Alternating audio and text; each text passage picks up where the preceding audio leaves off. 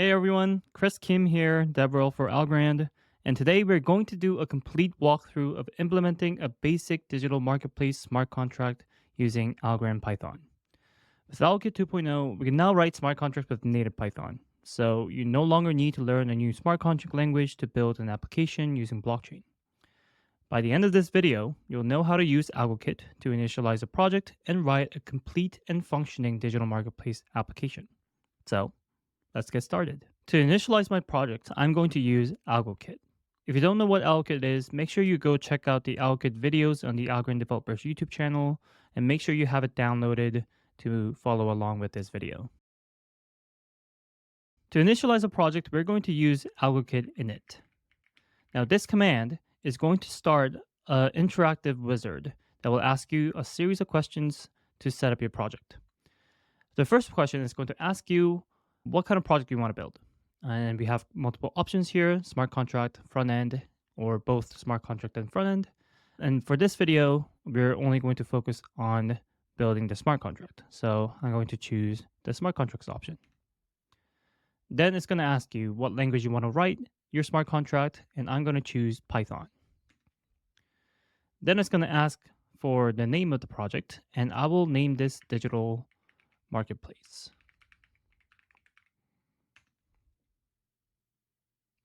Then it's going to start rendering the template, and then it's going to ask for the name of the app, and I will name this digital marketplace as well. Then it's going to ask you what template preset you want to use. You can either choose the starter preset or the production preset. Now, for starter, it's more for playing around with the template or experimenting certain features, and production template is more for actually building an application. Since we'll be building an actual digital marketplace with the front end, I will choose the production template. Then it's going to ask you what deployment programming language you want to use, and I will choose Python for this as well. Then it's going to ask you, do you want to run Algorand Project Bootstrap? Now, I'll say yes to this because the Algorand Project Bootstrap command is the command that is going to install all the dependencies that you need to build with Algorand Python. So as you can see, AlgoKit is setting up the development environment for me. AlgoKit Bootstrap also do a bunch of stuff like creating a .env file for you and just basically setting up your development environment. So whenever you're starting a new Algorand project, you definitely want to run the AlgoKit Bootstrap command. Finally, it asks you if you want to initialize a Git repository, and I'll say yes to that. After you're done with the init process, if you have VS Code as your default editor, it will automatically open VS Code for you. So this is the created AlgoKit Python template from AlgoKit. And if I make this bigger and go to the file explorer, you can see all of these files pre-configured for you. Now the README file contains a bunch of instructions and details about this template. So you can definitely take a look at this later when you're building your project, but for now, I'll just close it. When AlgoKit opened this VS Code editor, it opened this project in an workspace mode. Now, when you create an AlgoKit project, you can have multiple projects inside of one AlgoKit project. But the problem is if you have multiple projects, it can mess up your development environment when you're trying to work with multiple projects inside of one editor. So if you open up your AlgoKit project in workspace mode, it will divide up those projects into individual containers, and you'll be able to work with them in an independent manner. So for now, since we've initialized the smart contract Algorand Python template, it only has the digital marketplace folder here. But if we add a front end component, we could have another folder called front end under the same AlgoKit project. So let's now go inside of the digital marketplace folder and go to the smart contracts folder. Inside of here, there's another folder called digital marketplace. If you open that up and click on contract.py, you will see the default smart contract that comes with the Python template. So as you can see, there's a Python class named digital marketplace, and it's inheriting the arc4 contract class, where we import that from the AlgoPy module. By inheriting the arc4 contract class into the digital marketplace class, we're saying that this smart contract is an ARC4 compliant smart contract. ARC4 is an Algorand standard that specifies the ABI specification that makes your smart contract more interactable from the front end or a client. And it also automatically handles the routing of your smart contract calls. So using ARC4 contract is definitely the way to go. But if you prefer to not use the ARC4 standard, you can just manually specify an approval program and a clear program inside of your Python class and do it that way. All right, let's get started. First, just going to delete this hello method that comes with the template so that we can start from blank state. The first thing I like to do when I'm coding with Python is I'm just going to import everything here by saying import star, just so that I don't have to manually add what to import while I'm coding. So I just like to have everything available while I'm coding. And after I'm done writing the smart contract, I'll come back and specify specific imports to follow the best practice. Okay, so here's what we're building. This digital marketplace contract is going to allow the contract creator to list an asset on sale. So anyone who wants this asset will be able to purchase it by paying the smart contract and receive the asset. The creator will then be able to delete the smart contract, which will return any leftover assets and transfer the profits gained from sales. So first thing I like to do is I like to list out all of the class methods that is required to build this basic digital marketplace. So the first method is going to be the method that is going to create the application. We also need a method where if the seller wants to update the price after they create the smart contract, we want to have a way to do that. So we want a method that will be able to update the listing price. And then the next thing we want to implement is an opt-in method. Now, this is a specific feature on Algorand where if you want a smart contract or an account to receive and hold an asset or a token, you need to opt into that asset. Opt-in is like a spam prevention feature on Algorand. So if your account is not opted into an asset, nobody can send you that asset to your account. But on the low level, what's happening is that when you opt into an asset, the account is saying to the ledger that, hey, I want to rent this space out to hold this asset. So for the seller to send the assets that they want to sell to this digital marketplace smart contract, the digital marketplace smart contract needs to be opted into that asset. So this is the method that's going to do that, and it's going to opt in to the asset that will be sold. Okay, so now we have a way to opt into the asset and be able to deposit the assets that we want to sell to the smart contract. Now we need a method to buy the asset. And this method will be called by the buyers who want to buy this asset. Last but not least, we need a method to delete the application. So the way this smart contract works, the life cycle of this smart contract is that whenever a seller wants to sell an asset, it will create a smart contract, opt into the asset, and deposit that asset to sell. People will buy the asset, and once the seller is done selling, they'll be able to delete the application and get the profits from the sales. Amazing. So these are the 5 methods that will be required to implement this basic digital marketplace. So let's first start with the method to create the application. Now you will define a class method like any other Python method, and I'll name this create application.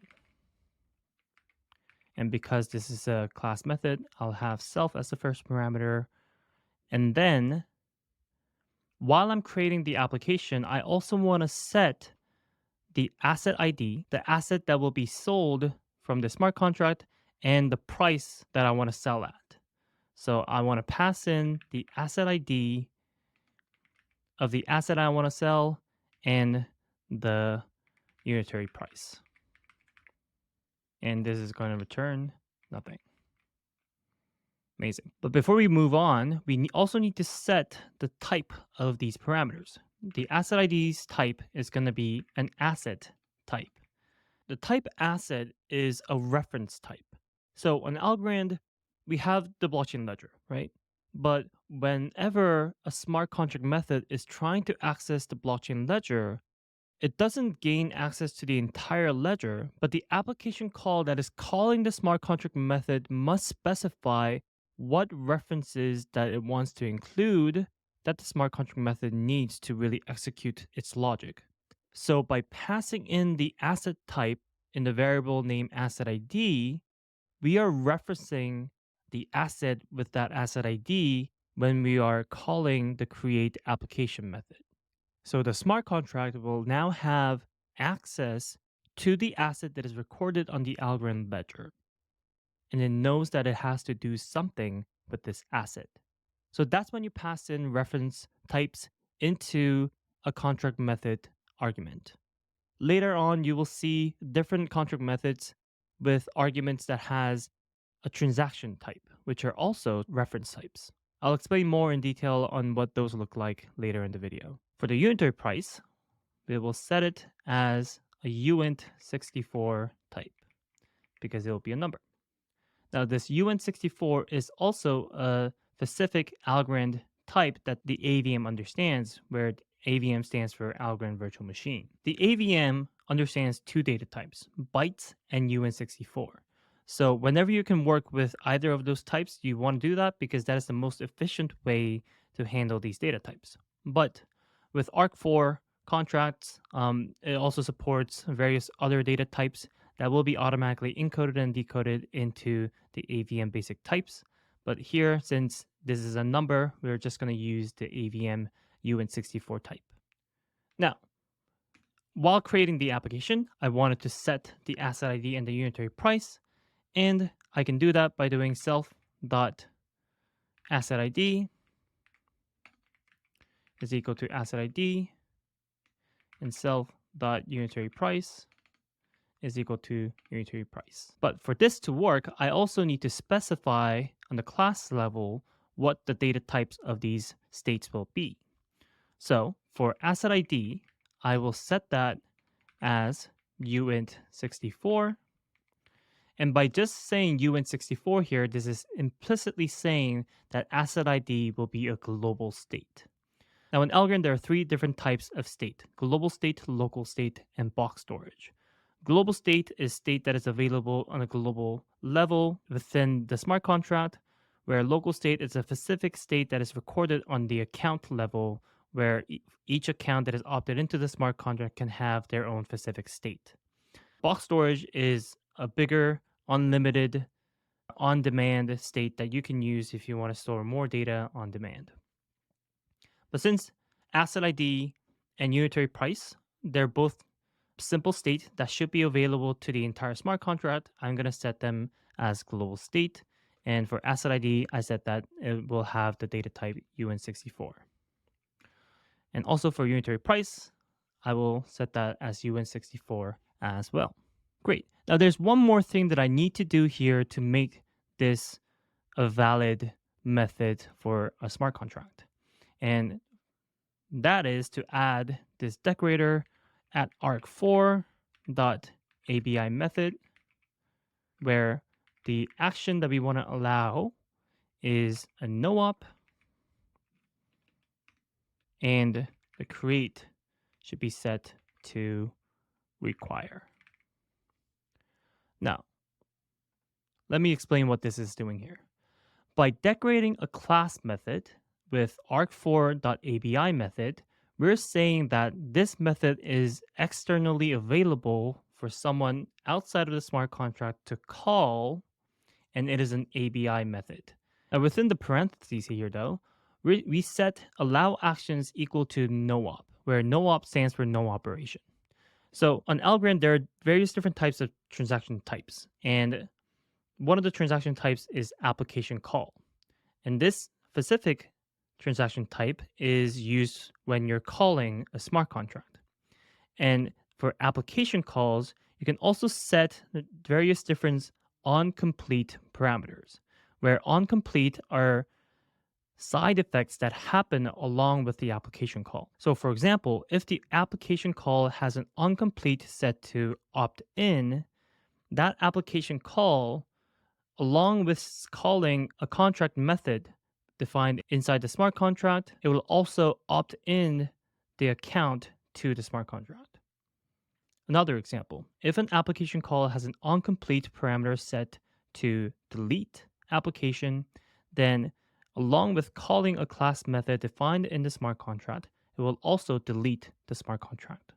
But here, since we said that the onComplete is set to no op, no operation, this is just a simple application call that doesn't have any side effect. But by setting create equal to require, we're saying that this no operation application call is a special type of an application call that creates the application. So this decorator right here is saying that this create application method is a special type of a method that is used to create this smart contract. All right, before we continue on, let's first try compiling this smart contract so that we know that we're doing everything right. So I'm going to open up my terminal. Let me just close this. And to compile the smart contract, I'll run algokit project run build. And there you go. You can see that the smart contract was successfully compiled. So whenever you want to compile your Python smart contract, you just want to run algokit project run build, and it will automatically compile your Python smart contract into TL code. And to see what happens here, if you go to the file explorer, we can see that this artifacts folder was created under smart contracts folder. If I open that up, we can see these 4 files were automatically created. The digital marketplace.approval.teal is the teal code of the approval program of my digital marketplace smart contract. So as you can see, this is the teal code of the Python code that I wrote, and this teal code is what the AVM understands. But thankfully, us as a developer, we don't really have to worry about what this means, and we don't really have to directly work with teal code. The clear.teal is also the teal source code of the smart contract. Like I said, Algorand smart contract consists of approval programs and clear programs, where clear programs are only called whenever someone is calling a clear state application call. Then we see this arc32.json file. Now, this is the ABI specification of our smart contract.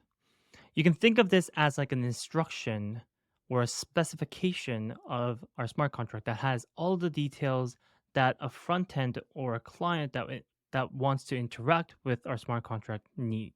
And then we also see this client.py file automatically generated. Now, this is a typed application client that was auto-generated using all of the information available inside of this arc32.json file.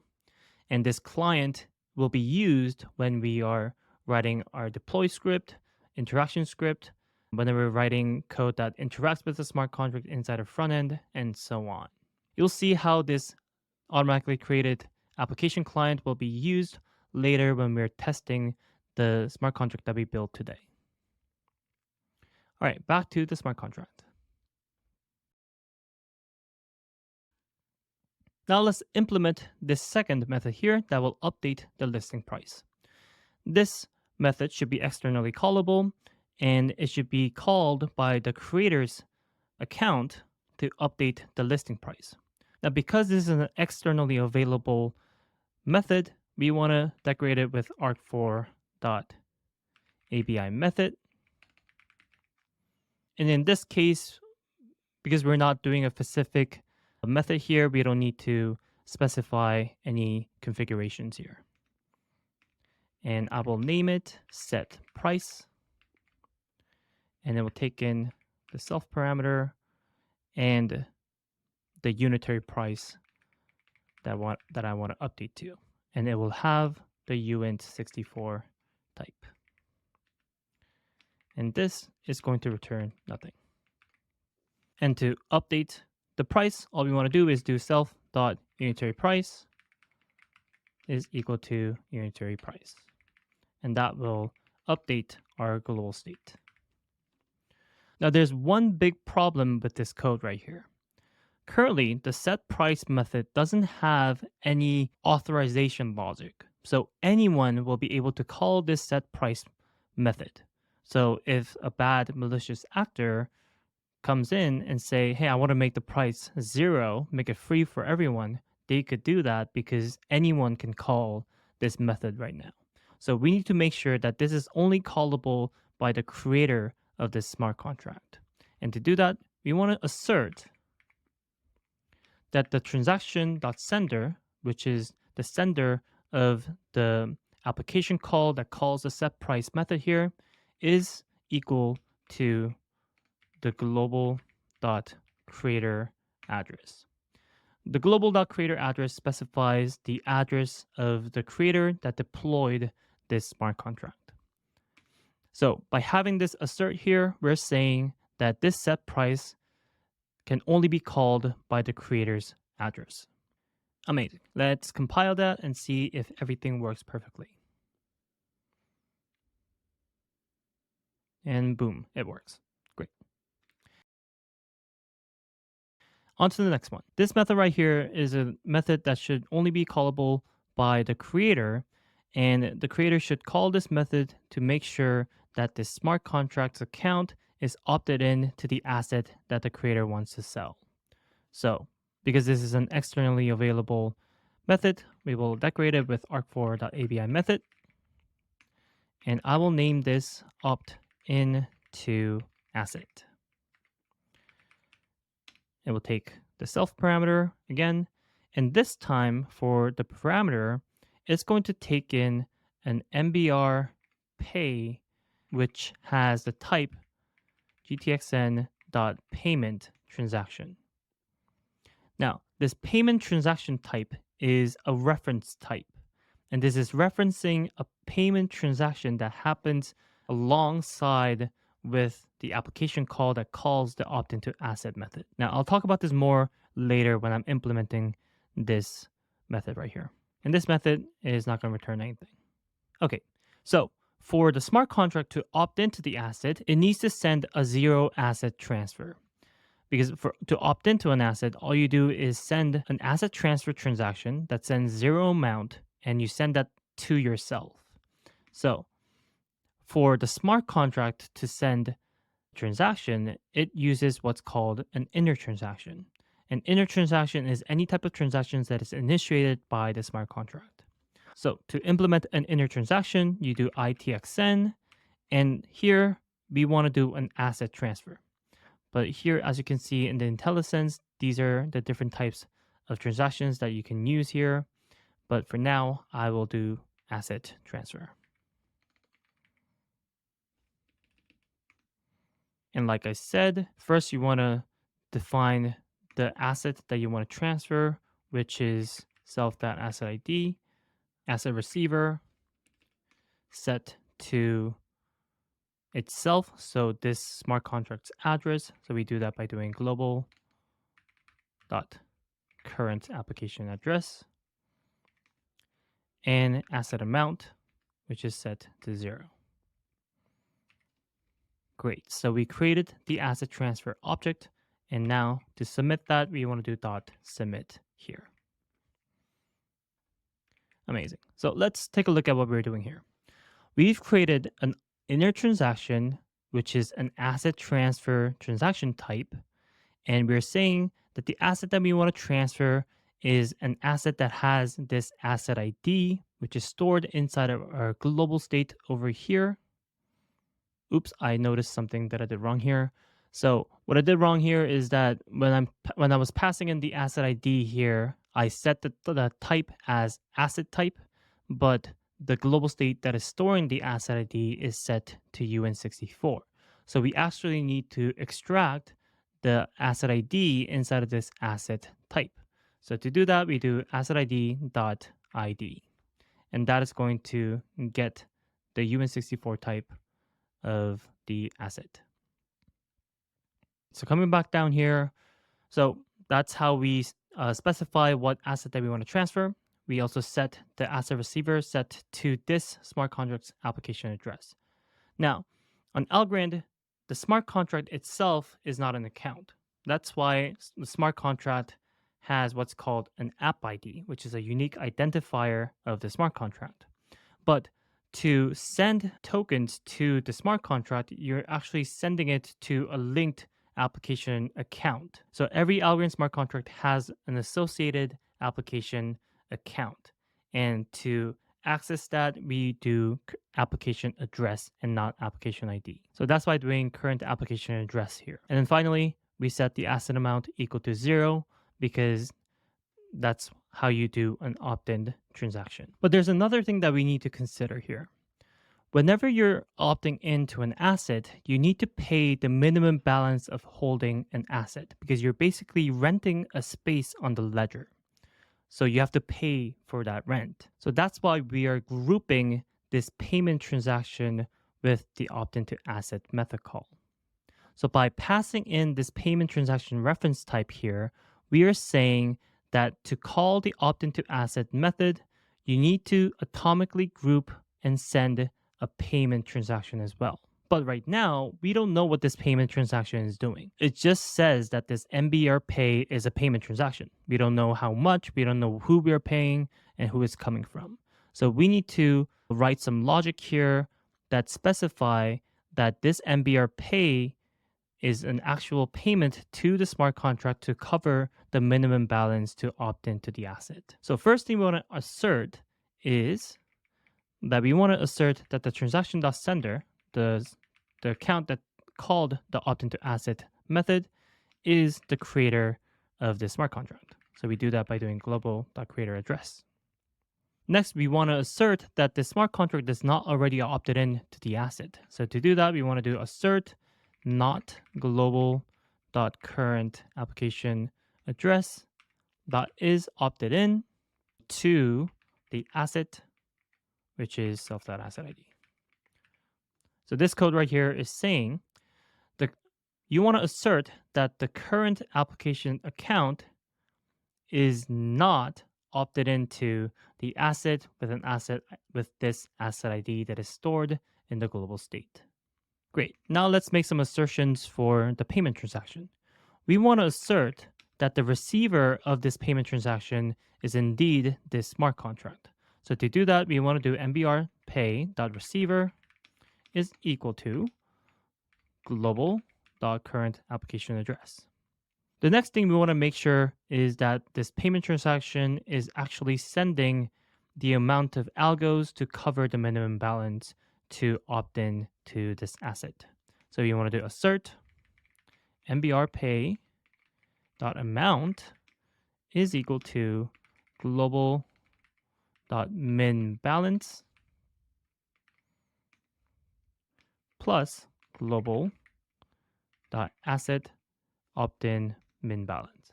So let's see what's happening here. We're saying that the amount of the payment transaction of MBR pay is equal to the minimum balance where we got that from the global class. And this global class contains all the global variables available. And this min balance is the minimum balance that the smart contract needs to become an eligible account on the Algorand ledger. And on top of that, we want to make sure that this smart contract has enough to cover the minimum balance of the asset opt-in. So with this one payment transaction, now this digital marketplace smart contract has enough algos on this account to cover the minimum balance to become an eligible smart contract and the minimum balance to hold an asset. Great. Now let's save that and let's build it to make sure we did everything correctly. Great, everything works. Now let's go to the next method where we are going to define the method that buyers are going to call to buy the asset. Now again here, because this is an externally available method, we want to decorate it with arc4.abi method. And we will name this buy. And this is not going to return anything. And just like any other class method, it should have self as the first parameter. And it's going to take in another payment transaction here. And we're going to call it buyer transaction, which has the payment transaction type and the quantity that the buyer wants to buy, which has the UN64 type. Great.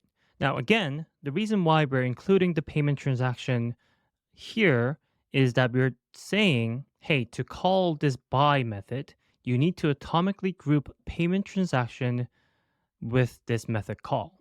So the actual transfer of algos to buy the asset is not happening inside of the smart contract logic, but it is a separate payment transaction that is atomically grouped and atomically executed along with the method call here. Great. Let's start by defining some asserts. First, let's assert that the unitary price defined stored inside of the global state unitary price here is not equal to 0, just to make sure that we are not giving away free stuff. So we will say assert that self.unitary price is not equal to uint 64 0. The reason why we're wrapping the int type 0 with uint64 is because the unitary price has a data type uint64, and in Python there's no way to automatically detect this int type and automatically encode it into uint64. So we're specifying here that this is a uint64 type. Next, we want to assert that the account that called the buy method is also the account that sent this payment transaction. So to do that, we want to assert that txn.sender, which is specifying the account that called the buy method, is equal to buyer transaction.sender. Next, we want to assert that the receiver of the payment transaction is indeed this smart contract. So to do that, we do assert buyer transaction dot receiver is equal to global dot current application address. Last but not least, we want to assert that the payment transaction amount is equal to the unitary price. So to do that, we do assert buyer txn dot amount is equal to self dot unitary price. So we want to get the price of each unit, and we want to multiply that to the quantity variable that we get from the parameter over here.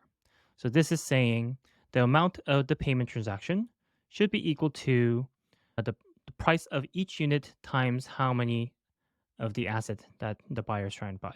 So if the buyer wants to buy 10 assets, it will be 10 times the unitary price. Amazing. So after all these asserts, we now know that the atomically grouped payment transaction is indeed legitimate payment transaction that is buying the asset from the smart contract. So all we need to do is write the logic that will send an inner transaction to transfer the asset to the buyer. So to do that, we do itxn, and then we're going to do an asset transfer. We're going to say that the asset that we want to transfer is the asset stored in our global state, self.asset ID. The asset receiver should be txn.sender, and the asset amount should be the quantity. And then we do .submit to actually send that asset transfer. Amazing. So just to explain how everything is working here, we've implemented a buy method, which should be called by the buyer. And when the buyer is calling this method, it will also send a payment transaction that is atomically grouped with this method call. And the buyer is also going to specify how many assets that it wants to buy. We're going to first assert that the unitary price is not 0, so that we're not giving away free stuff. And then we're asserting that the account that called this method is also the sender of the payment transaction. The receiver of the payment transaction is the smart contract address, and the amount of the payment transaction is indeed enough to cover the price of the asset. And once everything is approved, the smart contract will send an inner transaction where it's going to transfer the asset with this asset ID. The receiver of this transfer will be the transaction.sender, and the amount will be the quantity specified by the buyer. Amazing. So now we've implemented everything to deposit the assets that the seller want to sell and the method for the buyers to buy the asset. So the feature of the digital marketplace is all implemented. Now all that's left is a method that the creator can call to delete this smart contract. Now since this delete method is externally available, we'll decorate it with arc4.abi method. And since this application call is a special type of an application call that's going to delete the smart contract, we will specify allow action set to delete application. So this is an application call that has an incomplete set to delete application. So it has a side effect that will also delete this smart contract after calling this method right here. Amazing. So I'm going to name this delete application. It's going to take in the self parameter and nothing else, and it's going to return nothing. Now, when we are deleting the smart contract, we want to do a couple actions before we delete the smart contract. First thing we want to do is, let's say the seller deposited 100 asset into the smart contract to sell, but nobody was really interested in buying the asset, so only 50 of them were sold, and 50 is still left in the smart contract account. In that case, if we delete the smart contract without withdrawing that amount, the seller will just lose the asset. So we want to make sure that we withdraw all of the leftover assets that weren't sold to people. Second thing we want to do is we want to withdraw all the profits that were gained from sales. So when people bought these assets, they sent algos to the smart contract account, and the profits is locked up in this smart contract. So when the seller is deleting the smart contract, they should also withdraw that profit from the smart contract to its personal account so that they can enjoy the profits. So let's implement those two features. First thing we want to do though is to make sure that this is only callable by the creator's account, because if anyone's able to delete the smart contract, they can steal the profits, they can delete the smart contract before any sales happen, and so on.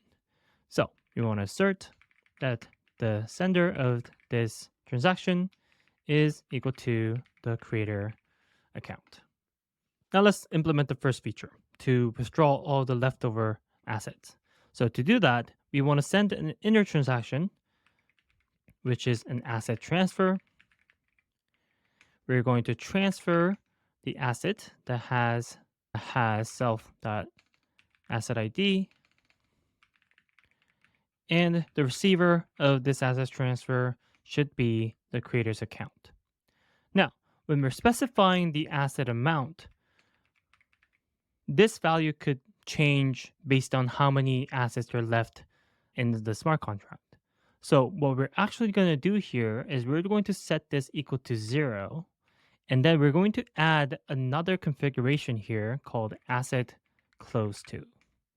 And we're going to set this to global.creator address. Now what this asset close to is doing is that it's saying, hey, when you're sending this asset transfer all of the remaining balance of this asset that we're transferring to the creator's address. So regardless of asset amount being 0, because we set this close to parameter, this asset transfer is going to transfer all of the remaining assets that is inside of the smart contract account. So this is how we ensure that when we're deleting this application, the seller is receiving all of the unsold assets back into its personal account. So that's how you create the asset transfer, and we submit that by doing .submit. Now let's implement the second feature. And this second feature is to withdraw all the profits that are locked up inside the smart contract. So to do that, we're going to send another inner transaction, and this one will have a payment type. we're going to say that the receiver of this payment transaction is going to be the creator's address, and we're going to set amount equal to 0 again. And this is because we're going to add another parameter called close remainder 2, and that's going to be set to global.creator address. So what's happening here is, again, we're sending a payment transaction from the smart contract, and the receiver of this payment transaction will be the creator's account. And even though we set the amount equal to 0, because we've added the close remainder 2 parameter here, we're going to send all of the remaining algo balance inside of the smart contract account into the creator's account. So this is how you make sure you transfer all of the algo balances, including the minimum balance that we sent over here in opt into asset. This payment right here, this sent the minimum balance of the smart contract and the minimum balance to hold one asset, right? So when we're sending this payment with the close remainder to, this is also going to include those minimum balances and send it to the creator. And we're going to submit this. So by having these two inner transactions here, we're going to completely remove all the assets and all the algo balances from the smart contract account before deleting the smart contract. So to understand the process, by having this delete application set to an ABI method with onComplete set to delete application, when the creator calls this delete application method, it's first going to go through this logic. And after completing all of the logic defined inside of the smart contract, it's going to delete the smart contract. Amazing. Now let's try building this smart contract to make sure we've implemented everything correctly. And there you go. It compiles perfectly. And we now have a functioning basic digital marketplace smart contract written with Algorand Python. In the next video, now we're going to test the smart contract that we built. And we're going to write a deploy script that is going to deploy the smart contract to a local network, call all of these lifecycle methods, and make sure all the methods work like we want them to. So I'll see you in the next video. Now that we have built our contract, and we can verify that it runs by doing an AlgoKit project run build. Now that we have built our contract, and in a moment we'll see that it's successfully built, we can go ahead and start to test our contract. So we see we can successfully build it, and so we know that we're compiling into Teal, and we can deploy that to the network. But we want to do that, and then not only make sure that it builds, but make sure that all of our methods function like we want them to. So in our production template, we should have this test directory, and we can open up digital marketplace test.py, and this is where we're going to write all of our tests. Now, by default, AlgoKit's template will pre-write some tests for you if you chose the production template. However, we're going to be using some beta features that aren't yet in the template by the time I'm recording this and by the time this is first going live, but in the near future, they will be included. So I'm going to go ahead and delete most of what's here. However, in the future, you might not need to. But to follow along, I'm just going to go ahead and delete all of my test functions here. And to get started, what I'm going to do is I'm going to create my test fixtures. So for those that aren't familiar with how testing on Python with PyTest works, we start by creating what we call fixtures. And these are going to be essentially helper functions that set up the state for our tests that we can use in all of the tests we define. So to do that, I'm going to make a function. I'm going to call it Algorand. Now, this function, I want it to return what I call an Algorand client. I'm going to come up to my imports. I'm going to do from AlgoKit utils.beta Algorand client import Algorand client. Now, it should be noted that as of the time of the this recording, I'm using aggregateutils.beta. In the future, this Algorand client feature will no longer be under the beta tag, and you should be able to just do aggregateutils.algorand client. So if the .beta isn't working for you, then try just doing .algorand client. And if that's still not working, make sure you're on the latest version of aggregateutils. If you just did a template init, you should already be on the latest version. So we're going to have our def Algorand method, and we're going to specify the return type as an Algorand client. And what we're going to have this method do is get an Algorand client to use throughout the test. So whenever we interact with a chain, we're going to do so through the Algorand client. And this is going to keep track of various things for us, so we don't have to manually do things like getting functions to sign transactions or getting the recommended fees, all that sort of stuff. So we're going to do everything through our Algorand client. And now what we're going to do is we're simply going to return Algorand client dot default localnet. And so what we've done, didn't mean to save it quite yet. So what we've done is we have created a function, returns Algorand client, and returns the default localnet. And to make this a fixture, we're just going to use pytest.fixture, and then we're also going to add a scope equals session. Now, what this is saying, so the pytest.fixture is saying, this is going to be a function that I'm going to use throughout my tests, and it's going to return me something helpful. And we're going to scope it to the session. So this means when I run pytest, this fixture only needs to run once in the session. So even if I have multiple different tests defined, this fixture only needs to get called once. And that's what the scope session is doing. Okay, now at this point, we need to get an account that we can use to fund our test accounts. I'm going to say def dispenser. And this is going to take in our fixture, so Algorand fixture, that is an Algorand client, and it's going to return address and signer. And we need to go ahead and import this from aggregateutils. So I'm going to do from aggregateutils.beta account manager import address and signer. And in this function, what I'm going to do is I am going to get the dispenser to fund test addresses, and I'm going to return algorand.account.dispenser. And we're going to use the same decorator as we had before, so pytest fixture scope sessions. And this will make sure that we only get the dispenser address once, and we return the same address every time we use this fixture. Now what I want to do is create another fixture for the marketplace client. So you can see here, one of the default imports that I had was smart contracts, artifacts, digital marketplace.client, import digital marketplace client.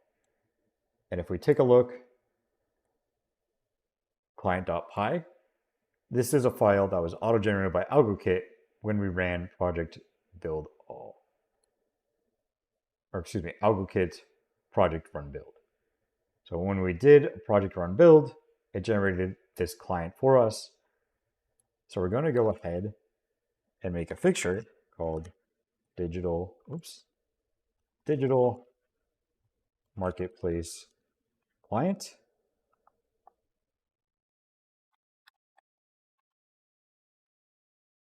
And this is going to be another scope equals session.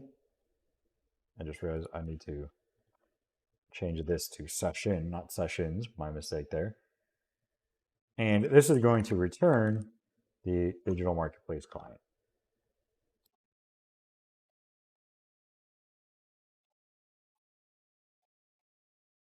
Instantiate an application client we can use for our test. Okay.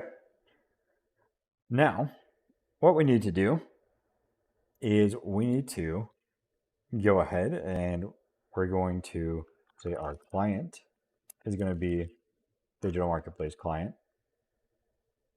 And we're going to need to pass in a, so first, it's going to be our Algorand client. And this is going to be from our Algorand client. So our Algorand client is going to be algorand.client.algod. And now the other thing, let me close this so we can see it. And now the other thing we need to pass in here is a creator account. So which account is going to create it? Now I could use the dispenser account directly. However, it's certainly good practice to make a completely separate account. So I'm going to do a new creator account that I'm going to use my Algorand client to get. And this is going to return an address and signer object. And then here, what I'm going to do, I'm going to say the account is going to be algorand.account.dispenser. And then not dispenser, dot random. And then what I'm going to do, I'm going to use my Algorand client to send a payment. And in order to send a payment, I need to pass in the pay params. So I'm going to come up to here. I'm going to import pay params. Pay params. And this is going to be the sender is going to be the dispenser. So I need to pass in my dispenser here. It'll be dispenser.address. The receiver is going to be the account address. And then the amount, we're going to use 10 million microalgae. You could use more or less, but this is generally the amount that I start writing my test for. And if I need more, I'll increase it later. And then finally, we're going to return the account. So what I've done here is I've gotten a new random account. I've funded it with a dispenser address with 10 million microalgae. And of course, we need to add our fixture here, PyTest fixture scope section. Okay, so I can come back down here in my instantiated app client. And I'm going to say the sender is going to equal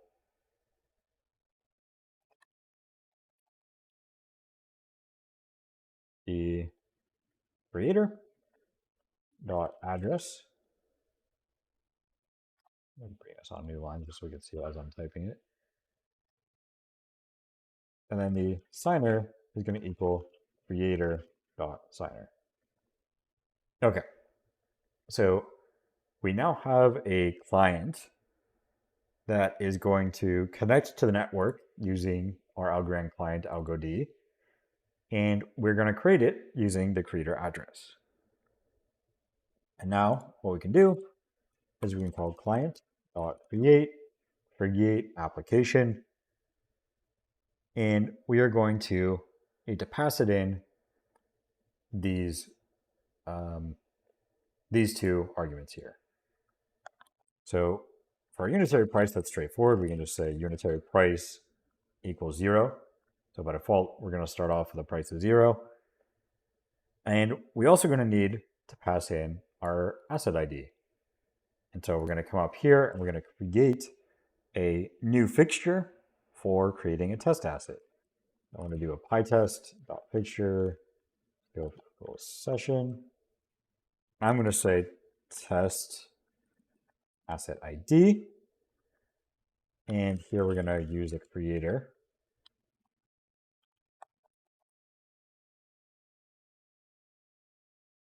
And we're going to use our Algorand client. And this is going to return an int.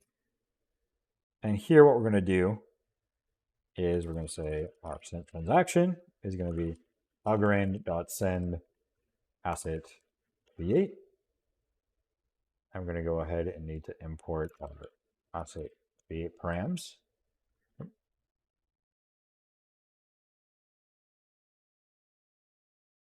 Instantiate asset create params.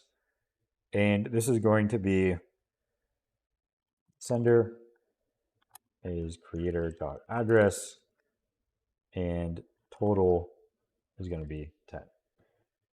So we're going to send this transaction to the network to create 10 assets from the creator address. And then we're going to simply return the sent transaction. We're going to get confirmation and then return the asset index. So here we send the asset create to the network, we get the confirmation, and then we return the asset index of the created asset. And now down here, we can say our test asset ID, or excuse me, our asset ID is going to be test asset ID. And we just got to make sure that we have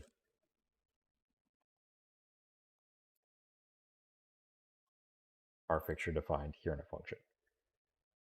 So just to clarify how functions, or excuse me, how fixtures work, anytime I want to use a fixture in a test or another fixture, I just add it as an argument here to the fixture itself, and then I can use it just like any other Python argument.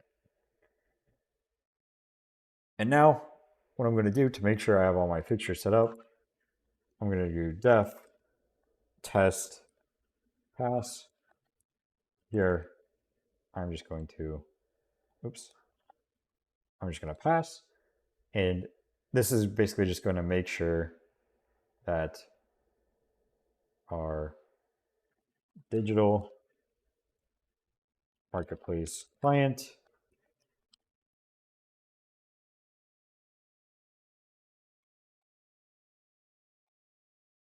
is our basically all of our fixtures work, because this one fixture depends on all of our fixtures. If I do a poetry, or excuse me, not poetry, if I do an aggregate project run test, you can see here that my one test passed, so I know that all of my fixtures are working properly. And now at this point, I can begin writing my actual test.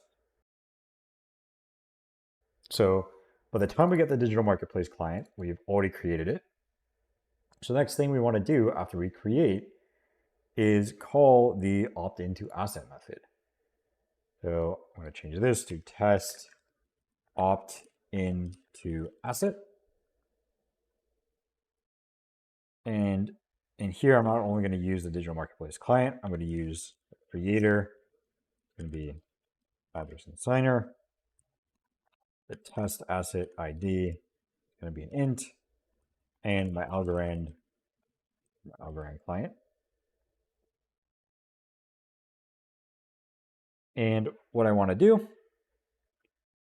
is I first want to make sure the app isn't opted in. So we have this useful function called algorand.account.getAssetInformation. And how this works is we pass it in an address and an asset ID, and it'll tell us how much it holds. So if I do a digital marketplace client dot app address and then pass in test asset ID, that is going to get the account information. But if I go ahead and try to run it, what's going to happen is because the app isn't yet opted in, it's going to throw an error. So what we want to do is we want to ensure asset information throws an error because the app is not yet opted in. And so to do that, we're going to use pytest.raises,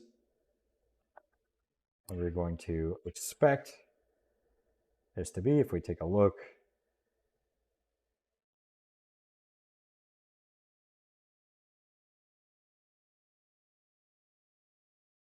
I guess it doesn't say here, but we can expect this to be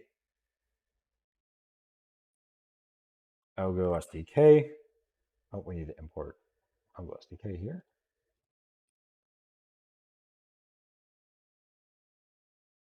We can expect that to raise algo SDK error dot algo d HTTP error. And then we're going to pass in this lambda here. Okay, so here we're expecting this code to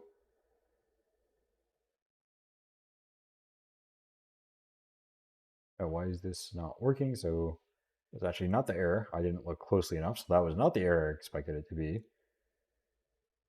So digital marketplace client. That would be why I forgot to return client.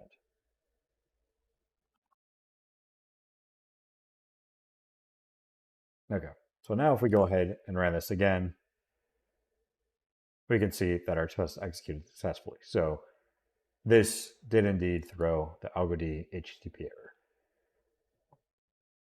So now what we need to do is we need to actually do the opt-in. So if we take a look, we expect to pass in an MBR payment. So I'm going to make an MBR pay transaction. That is going to be an Algorand.transactions.payment. I'm going to pass in my pay params. I'm going to say the sender will be the creator address. The receiver will be digital marketplace client dot app address. The amount is going to be 200,000, and our extra fee is going to be 1,000. And the reason we are sending 200,000 is because we need our app to opt into the asset, but this is a new account, so we also need to account for the account balance. So we need to send 100 UALGO for account MBR and 100,000 UALGO for ASA MBR. And once we have the MBR pay transaction, we can call our digital marketplace client dot opt into asset. And here we're going to say our MBR pay is going to be a transaction with, with signer. So I'm going to go ahead, come up here and do from Algo SDK, column transaction composer, import transaction with signer.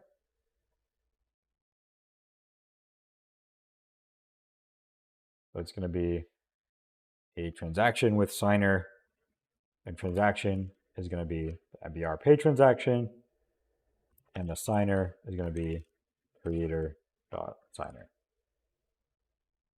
Okay, so I am calling the function here. So I'm calling opt into asset, and I'm sending it a payment. Let's go ahead and run and see what happens. So we got a failure here, and we can see that we are failing because we have what's called an unavailable asset. So in the AVM, anytime we try to use an asset in a contract, we need to tell the AVM which asset we're going to be using. So in order to do that, otherwise it's going to panic and say it's unavailable because it didn't know we were going to access it. So in order to make it available, what we're going to do is I'm going to say transaction parameters. This is going to be aggregate utils dot transaction parameters. Make them up here. Import aggregate utils.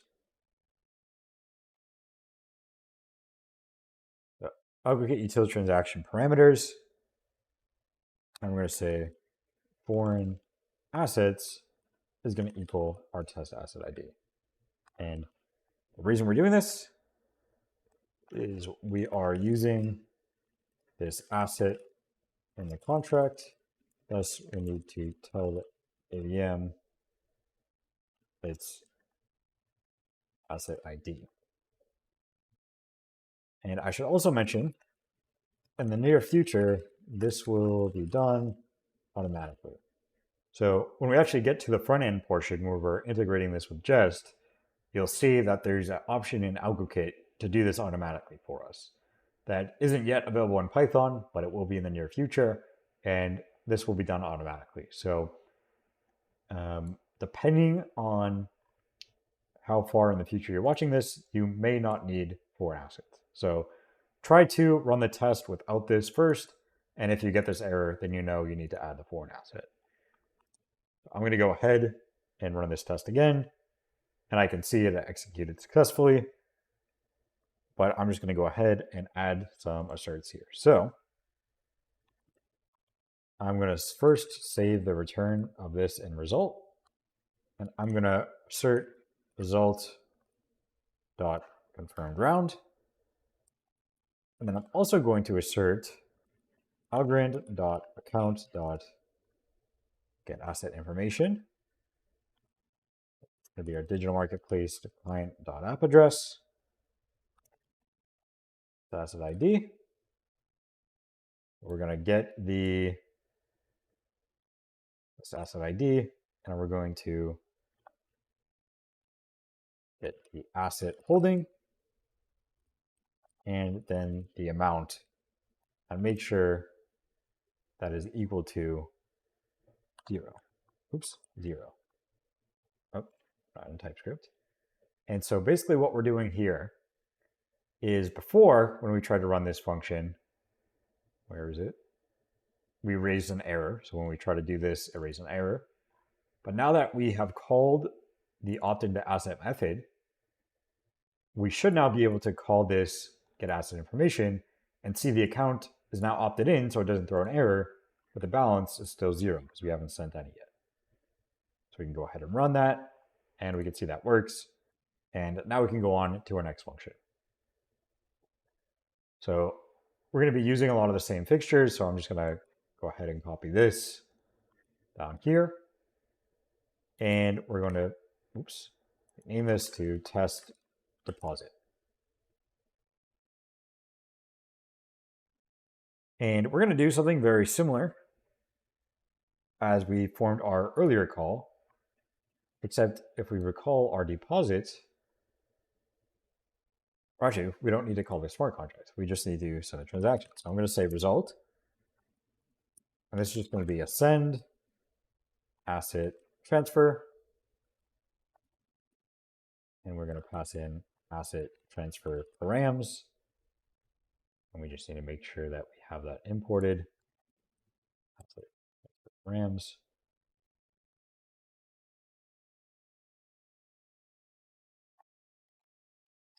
And here, the sender will be the creator address, the receiver is going to be the app address, our asset ID is going to be the test asset ID, the receiver, oh, I already specified the receiver, and then finally our amount, we're going to transfer 3.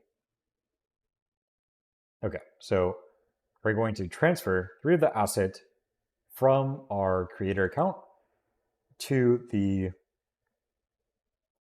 app.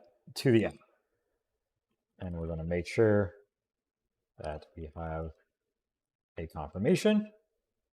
So we're assert result confirmation. And then we're going to do basically the same thing we did here. So we're going to assert Algorand account get asset information of the digital marketplace app address for the test ID. Except this time we want to make sure that it now has 3. And because we've opted in, that should work without a problem. And we can see here that that worked. And now we're going to write a rather simple test to set the price. And here we just need our digital marketplace client.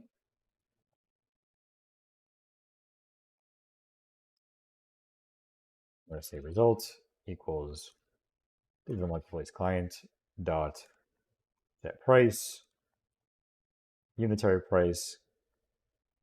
I'm going to set that to 3.3 million. Now, generally in tests, I like using kind of strange numbers because that makes sure that we don't encounter any rounding errors unexpectedly. So we're going to set it to 3.3 million, and we're just going to simply assert the confirmed round.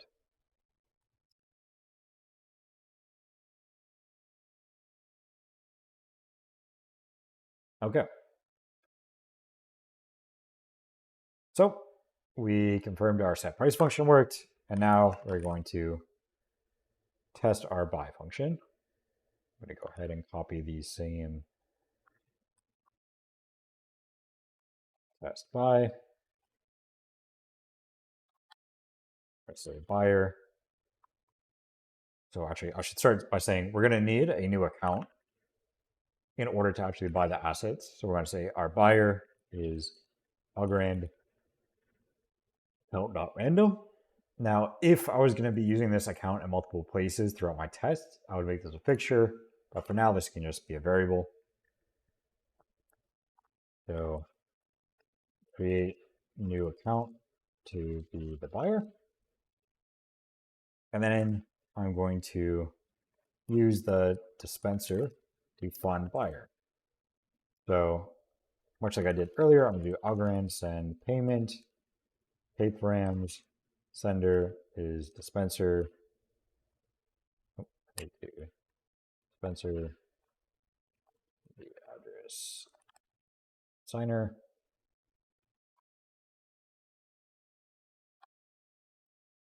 receiver, it's going to be buyer.address, and the amount, it's going to be 10 million. Again, whenever I'm funding an account, I start with 10 million micro algo. If you need more in your test later, you can increase it. But 10 million should be enough for us.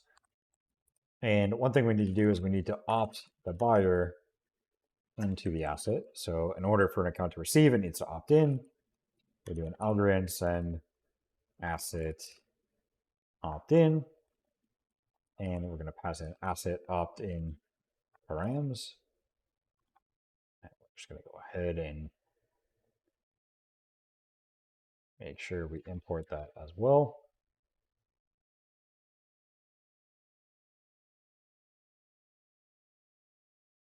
And I'm going to say sender is sender is the buyer address. Oh, and the asset ID is going to be test asset ID. Okay. So we've opted the buyer into the asset. And now to actually buy it, what we're going to do is we're going to form a payment transaction. So actually take a step back, take a look at buy. We need to pass in the payment transaction and the quantity. So let's say we want to form a transaction to buy 2 assets. And this is going to be 2 times 3.3 million. So our buyer payment transaction, that's going to be Algorand.transactions.payment. That's in our pay params. Sender is going to be our buyer address. Our receiver is going to be the app address.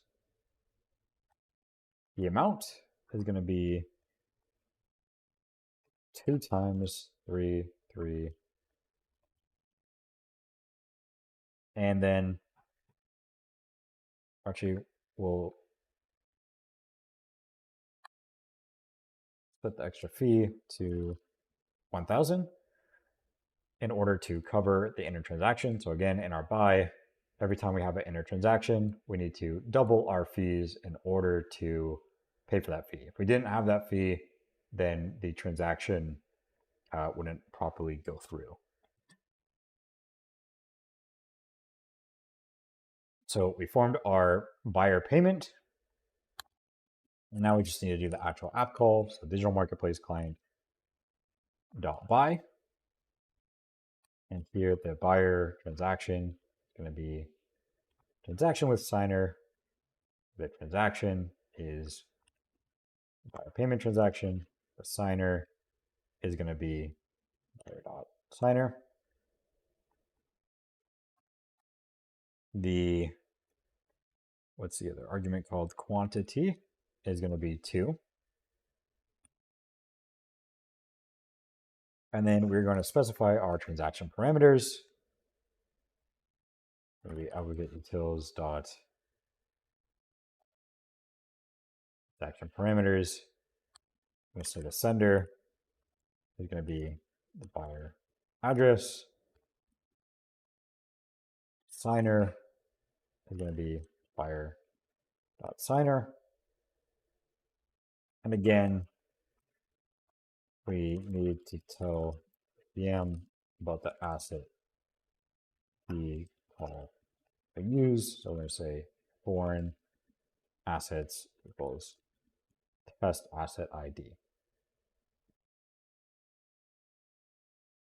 And then let's first assert that this works. So result.confirm round.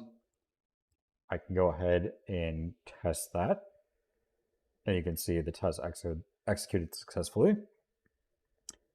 And one last thing we want to check is to make sure that our buyer, so we know the call actually worked, but we want to make sure our buyer actually got the asset. So much like we did before, we're going to copy this code, except instead of using the digital marketplace app address, we're going to use the buyer address. And we're going to make sure they have 2. We go ahead and run that.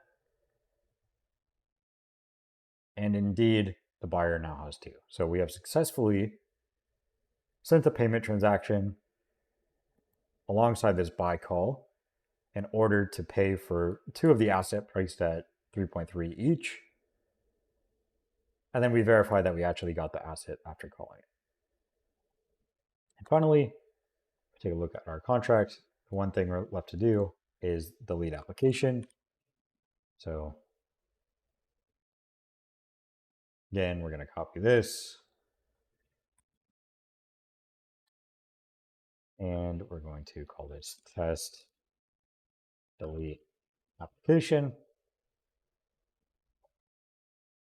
And what we're going to do is we're going to make sure, so if we recall our delete application, it should send all of the assets in algo back to the creator. So in order to make sure that actually worked, I'm going to create a variable called before call amount.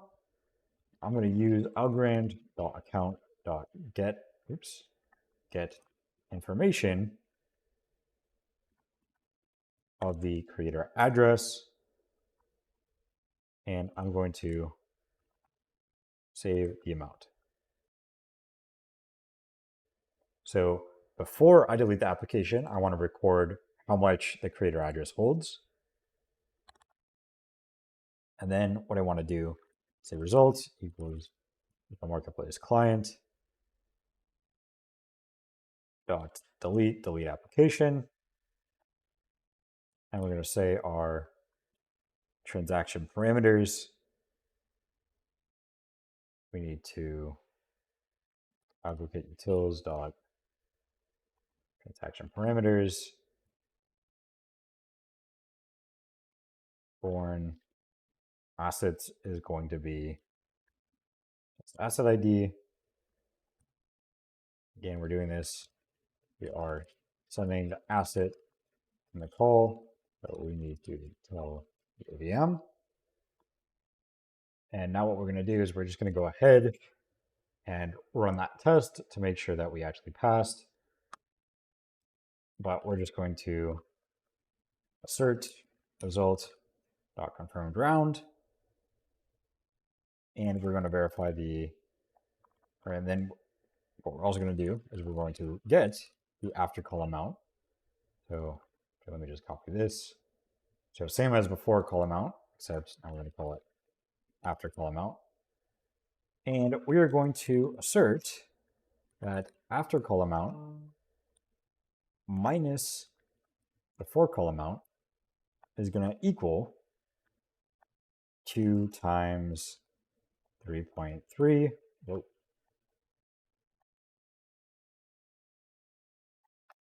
So the 2 times 3.3 for the quantity that was sent to buy it, plus the 200 that we sent as an MBR, minus the 3,000 for transaction fees. And this is an important thing that you'll note that we didn't specify any extra fee here on our delete application. And the reason we did that is because by default, when we don't set our transaction fee to 0 in Python, it will automatically set it to the minimum balance. So because we didn't specify our fees here in our inner transactions, in our front end, it's going to call it, and then the contract is going to pay for these transactions, pay for these 2 inner transactions using its own balance. So instead of saying we're going to triple the fee here and delete application, we're simply going to use that amount that was already in the contract address. Now, we could, if we wanted to, we could change the fee amount to 0 here, and that would require us to triple the fee. But if we set it to, or if we don't set the fee, then it will come from the contract address. So we're just going to let that happen. Finally, we can do an assert Algorand account asset information creator address test asset ID, and we're going to get the asset holding and make sure the amount is equal to 8. Oops, is equal to 8. We go ahead, we're going to run that. We can see it's passed. And just to clarify why we're doing 8, if we come all the way up to our first fixture, our initial mint, we minted 10. And then we sent 3 to the application. And then we bought 2. So the application now holds 1, and our original mint account holds 7. So we get that 1 back, and we get 8. And we have verified that we got all the algo back from our app and all the asset back from the app. And we can now see that all of our tests are indeed passing. So at this point, we've learned how we can use aggregate utils, and in particular, this new Algorand client feature, in order to test our contract using PyTest. In the following parts of this video series, we're going to start integrating into a React front end. Typically, people like to write their applications using a web app, and the best way to integrate into a web app is to use a front-end framework like React. So we're going to be going over how to use TypeScript and React to integrate our client. The good news is that in TypeScript, we also have an Algorand client.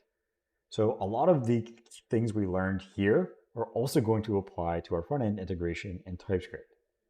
And it's also important to note that if you don't want to write TypeScript and don't want to integrate into a front end, everything that we learned here also applies if you wanted to, for example, integrate into a Django or a Flask backend writing Python. So all of these imports, except for PyTest, of course, work just the same for localnet, mainnet, or testnet, whether you are testing locally or pushing to production.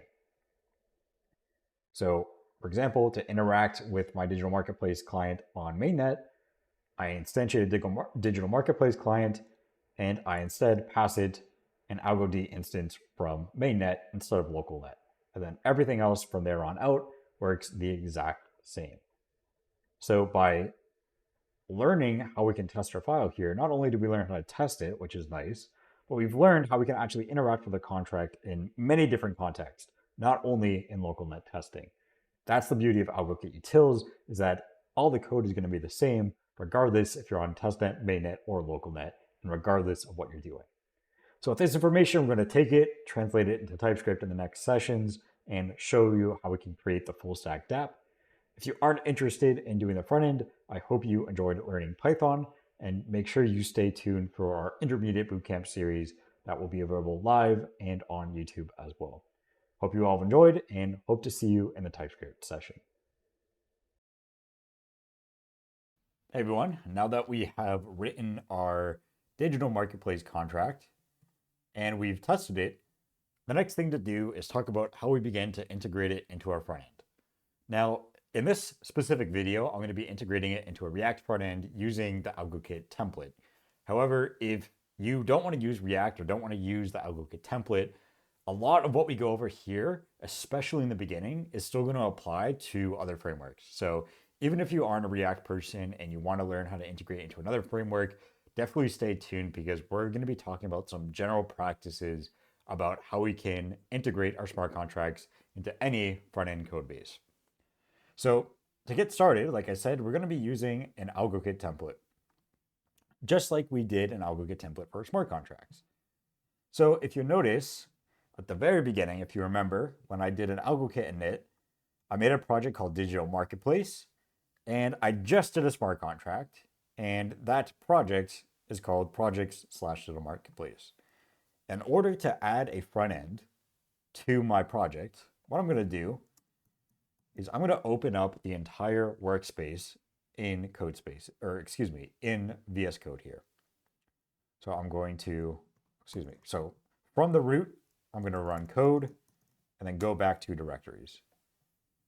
And what this will do is this will open up the base directory of my AlgoKit workspace. So because we just did a smart contract, we've only been working in this directory. But now what we want to do is we want to add another project in my AlgoKit workspace. So to do that, I forgot to zoom in on this one as well. So to do that, what I'm going to do is you can see here, this is the directory we were just in. So we were just in projects, digital marketplace. Here's our test, our contracts, all that stuff. And so now, however, if we do an AlgoKit init and we run that, and again, I should emphasize we are in this base repository for a workspace. So we're not in the projects digital marketplace directory. We're in the top level directory here. And you'll know you're there if you see the README and this AlgoKit toml file and the .algokit file here. So if I choose dApp front end, I'm going to just call it front end.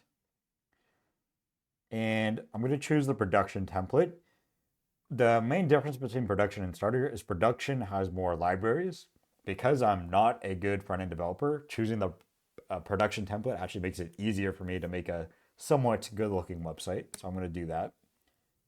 I'm going to skip the CD setup for now. And we're going to go ahead and install our npm dependencies. And so what this will do is in our projects directory, it's going to create a new front end directory. And this is going to be where all of our front end code exists. And as you can see here, instantiating or creating a bunch of code for us. So before we get to it, let me just let the dependencies install. And again, first time you're running AlgoKit Bootstrap or AlgoKit init, it might take a second to install the dependencies, but afterwards it'll be pretty quick.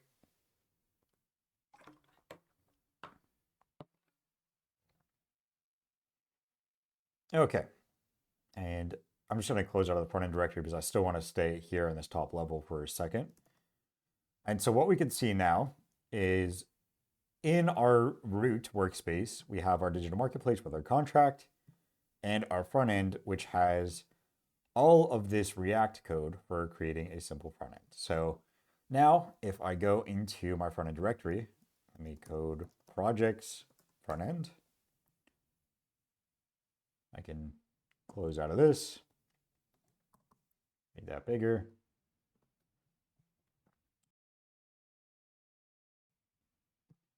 And what I'm going to do before we get into any code is I'm just going to run, we can make this one bigger, see how that works.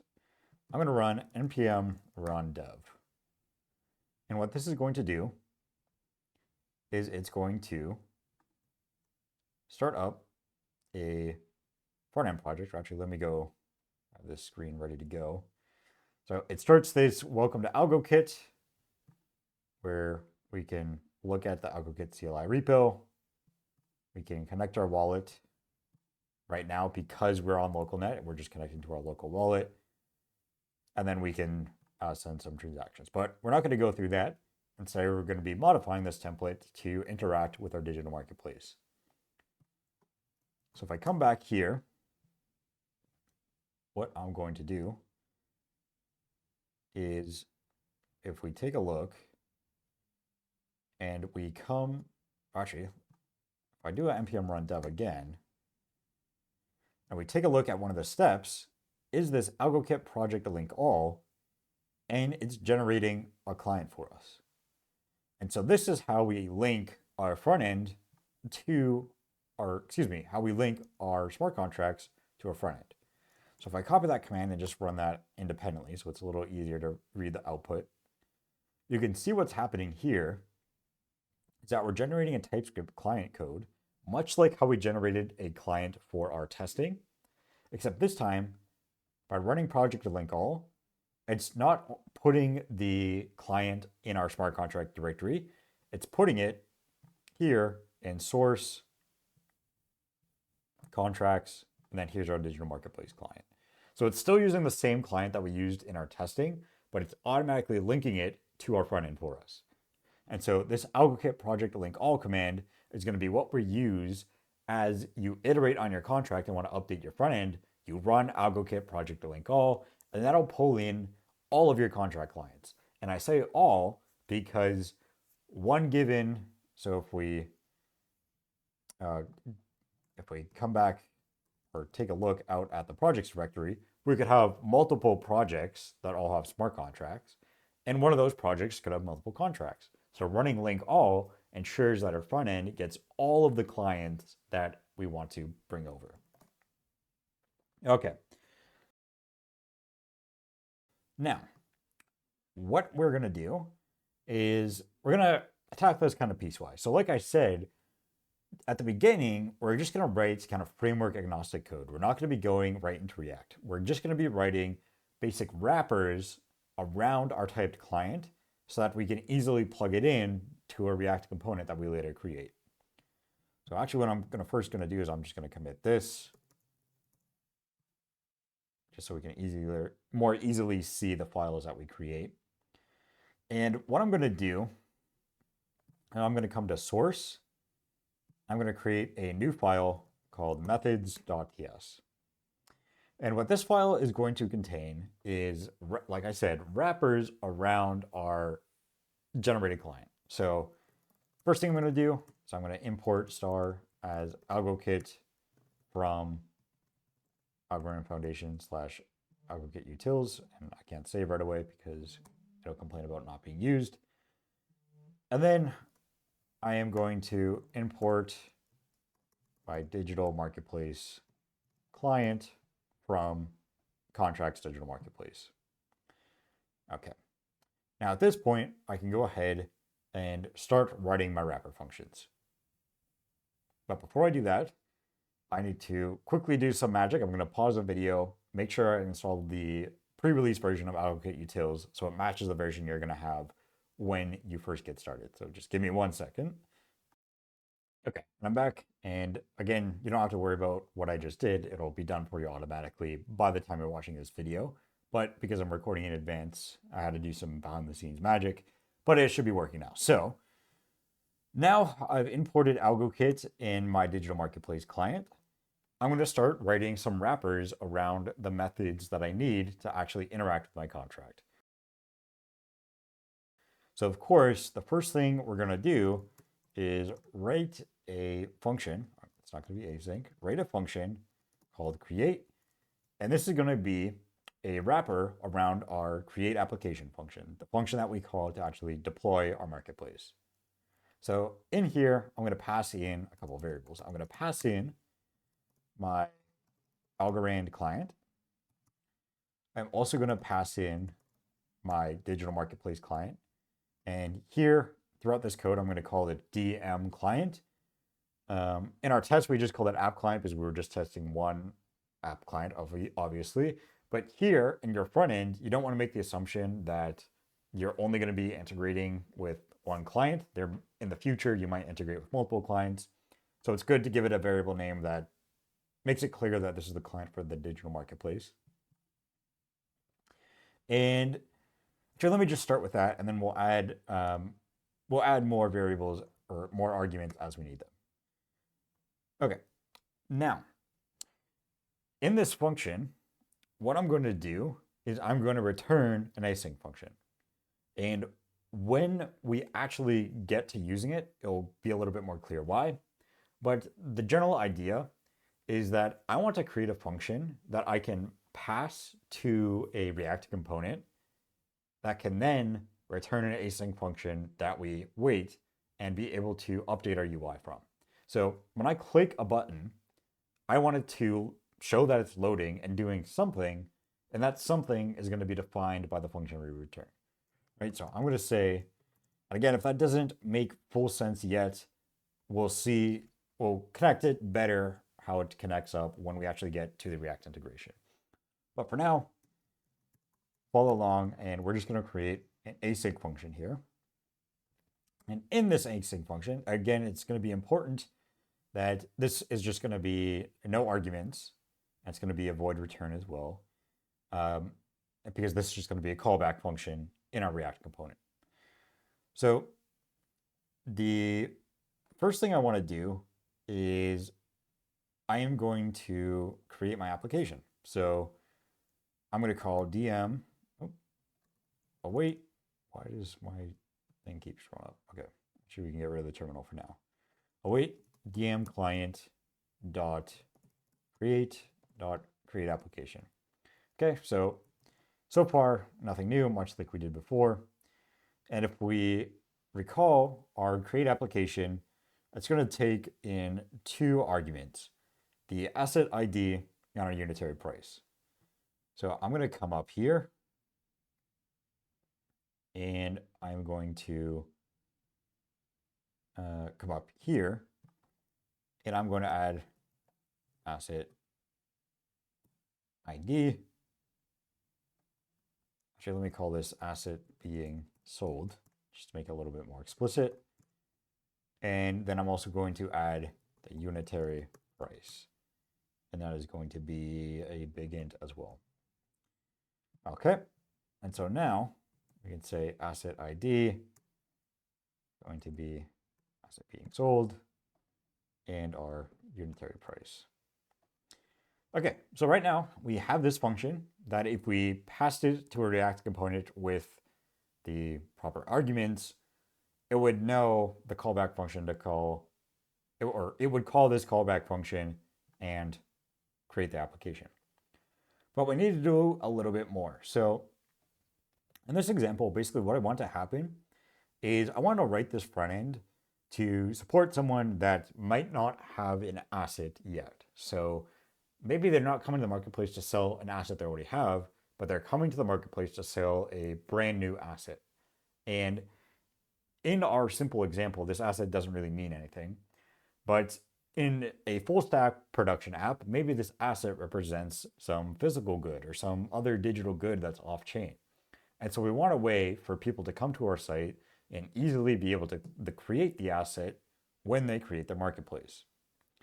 So I'm going to say, let asset ID, this is going to equal the asset being sold, but I also want to say if the asset ID is equal to 0,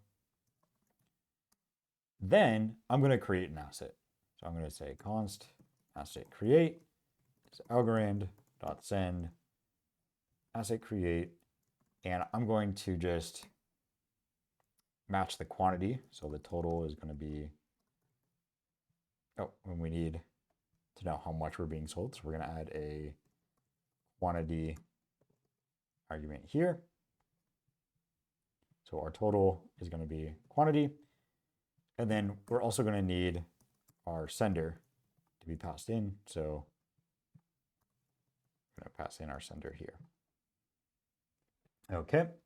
So if the user, or if our front end calls this function with an asset ID of 0, we know we have to create the asset for the user, and the total amount we're going to create is their quantity. Now, again, there are many different ways we could implement this. We could ask them also for a max supply and a quantity. We could ask them for more fields to populate the asset with, but we're keeping the code very simple so we can just focus on the smart contract integration. So last but not least, we just need to extract the asset ID from the asset create confirmation dot asset index. Oh, and I always forget to do this. We are going to await. No, it's the wrong spot. We're going to await here, right? So, and we're going to say we know that this exists. And make sure this is lit. Okay, so our function, first off, we're going to assume that our front end, where we're integrating this, knows all this information. We're going to assume that it has an Algorand client and a digital marketplace client. And it's going to tell us all the information about the asset that we're selling and who the seller is. If our asset ID that is passed in is equal to 0, then we're going to go ahead and create a new asset for the user, and we're going to use that as our asset ID. Okay, so right now, if all we wanted was a function to actually create the app, then we're good, we're done. However, when a user comes to this site, they don't really think in terms of what are the ABI methods I need to interact with. They're thinking of what are the logical actions that I want to happen on chain. And in the same step that they create the marketplace, they expect to transfer those assets as well. So we could create a separate function that handles depositing assets separately. However, we can do that in our create function because the user would expect that every time we create the app, we also deposit in the assets that we want to sell. So I'm going to come down here. I'm going to say, actually, let's do await DM client dot opt into asset. And in this opt into asset, we need this MBR transaction. So I'm going to create an MBR transaction. And this is going to be the transaction that gives the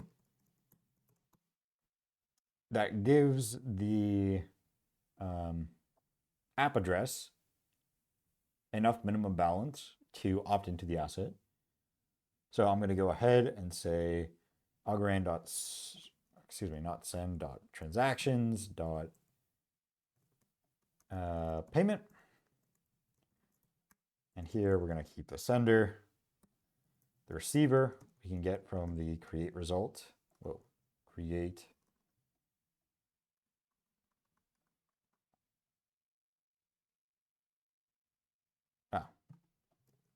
I need to first create a variable called create result.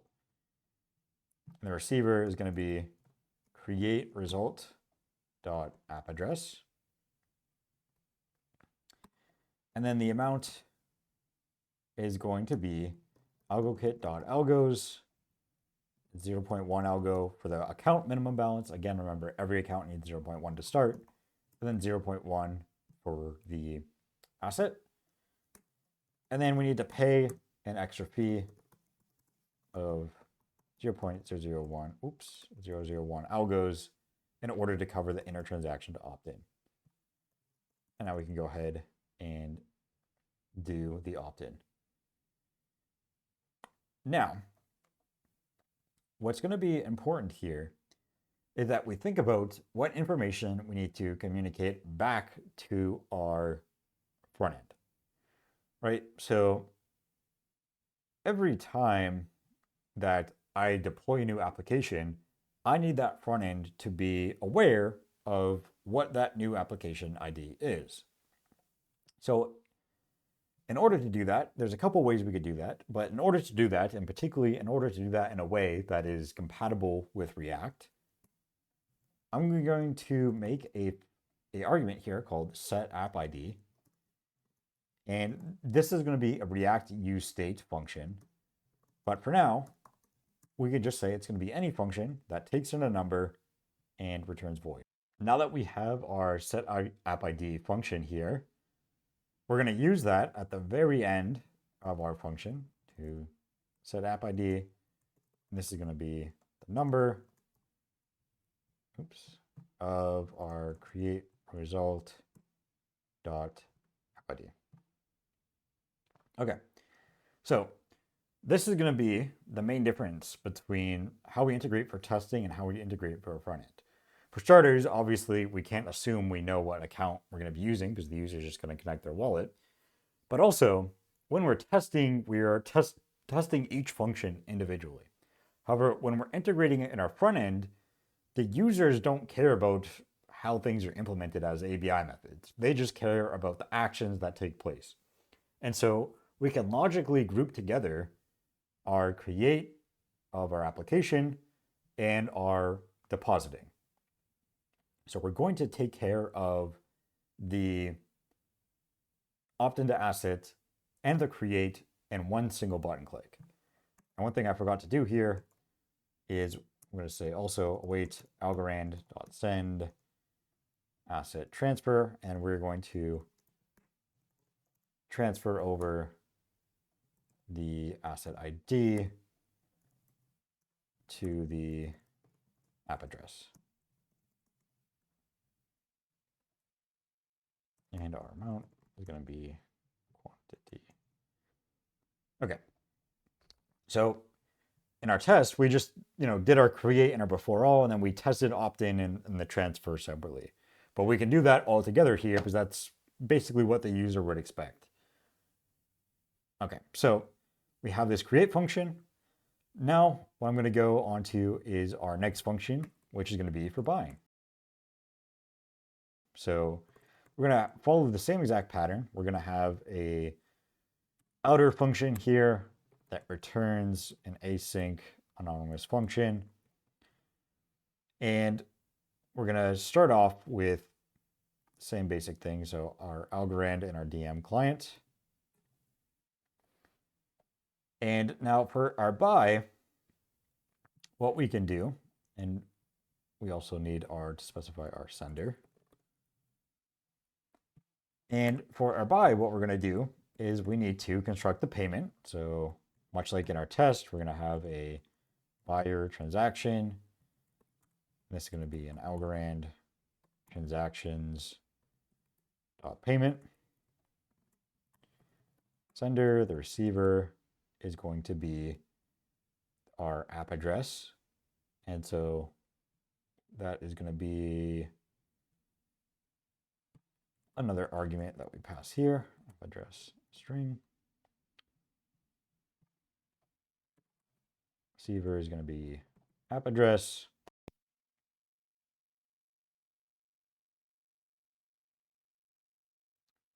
The amount is going to be algokit dot micro algos, and we're using micro algos because our unitary price is in micro algos, and micro algos expects a number, so we're going to take our quantity. So another argument that we have to add here, quantity is going to be a big int, quantity times our unitary price, and that is going to be yet another argument that we need to pass in. And again, Right now, we have to manually do conversion between number and big int. In future versions of AlgoKit, it'll be able to handle this much better, and everything will be able to handle big ints. So you might not have to do this in the future, but we do at least right now. And once we've formed our buyer transaction, we can just call DM client dot buy, and we can pass in our buyer transaction and our quantity. Okay. And now, one thing we want to do is we also want our app to be able to keep track of our state of the application. So, or excuse me, we want our front end to be able to keep track of the state of our application. In particular, we want our front end to know how much is left in our contract, in our marketplace, how much is left to be sold. Now, we could do this by having a timer that continuously watches the chain and updates our front end. However, to keep things a little bit more simple, we're simply going to report back the amount left every time we do a sale. So to do that, we're going to read state from our contract. Again, much like we did in our test, we're going to await DM client, get global state, and then info is going to be await Algorand.account.get asset information.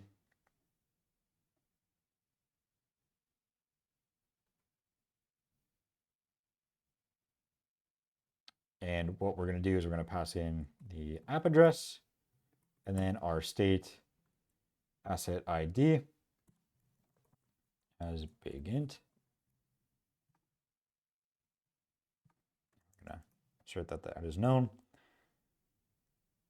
And then we're going to have a callback function, much like we did before, set units left. And this is going to be a callback function that takes in a big int.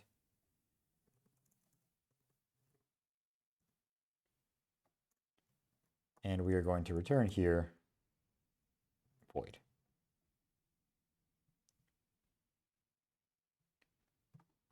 I'm going to call set units left info.balance. Okay. At this point, we've gone ahead and we have made sure that all of our functions for both create and buy are covered. However, we still have one more function that we need to get to. In order to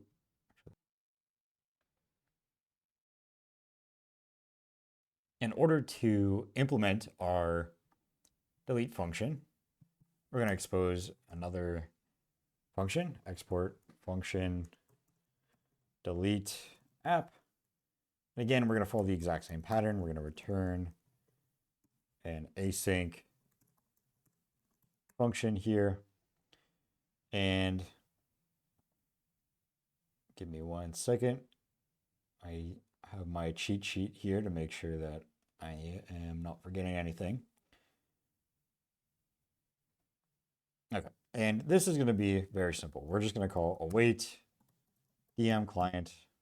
Oh, we need to pass in our Algorand client and our DM client. We're going to await DM client dot delete application. And then one thing we're also going to do here is we're going to pass in a set app ID function. This is going to be able to take in a number and return void. And then we're going to call set app ID to 0, right? So again, much like in create, we want our front end to know when we've created the app, what the app ID is. And when we delete, we want our front end to know that we've deleted and we can set the app ID to 0. Okay, so at this point, this is basically all the code that we're going to be writing for actually interacting with the app. Everything from this point on is going to be implementing it in React in the AlgoKit template. So if you aren't using the AlgoKit template or you aren't using React, you can kind of stop here. However, if you want to see how I actually take this into React, then we can continue on here. So again, what I've done is I've created that generic typed TS file in my source directory. But now what I want to do is I want to create a component that can take in those methods and actually execute them. So I'm going to create a new component here, and I'm going to call it method call.tsx.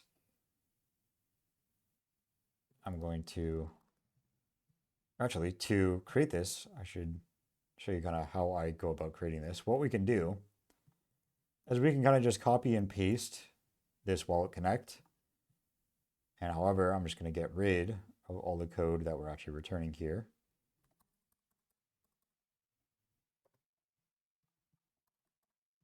And we don't need any of this code. And I'm going to change this to method call. Change this to method call interface.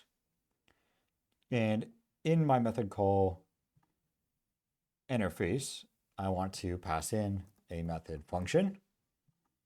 And this is going to be an anonymous function that is going to be an async with a void return. And then, actually, yeah, let's just keep it like that for now. So then in my method call, I have method function, and this is going to be, oops. And what we're going to return is we're going to return a button. So I'm going to create a button here.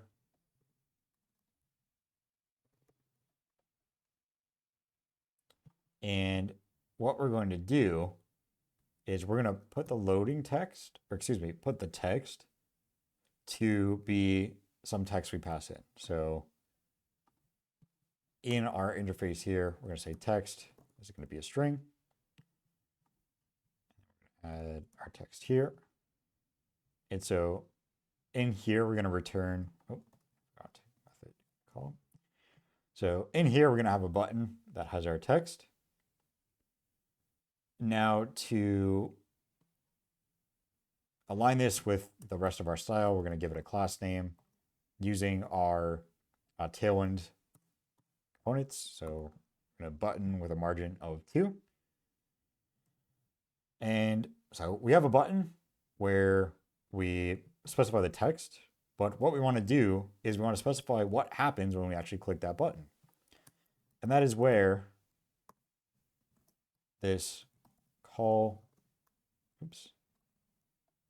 click call method function is going to come in. Oh, just mention method function. Okay. And so this is why, so if we come to our methods TS, this is why we have our functions return an async function. Our on click is going to be executing the method function, and the method function we're going to be executing is this function that we return. Okay. Now, of course, what we haven't done yet is actually call that function. So I'm going to say const call method function. This is going to be a sync function. And I'm going to say await method function. This will be call method function. And the reason why we're doing this is so we can set our loading spinner. So I'm going to come up here. I am going to create some state called loading.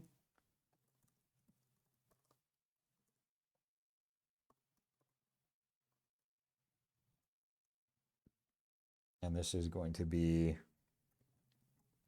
boolean that is false. We need to come on, need to import use state from React.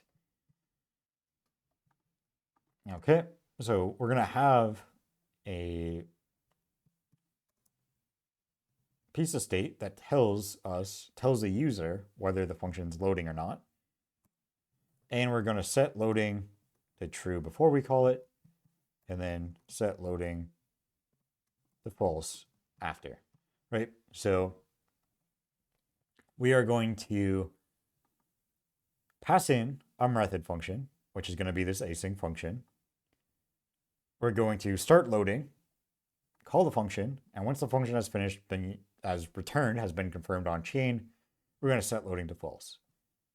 And now we're going to use that loading value, and we're going to say, if we're loading, then we are going to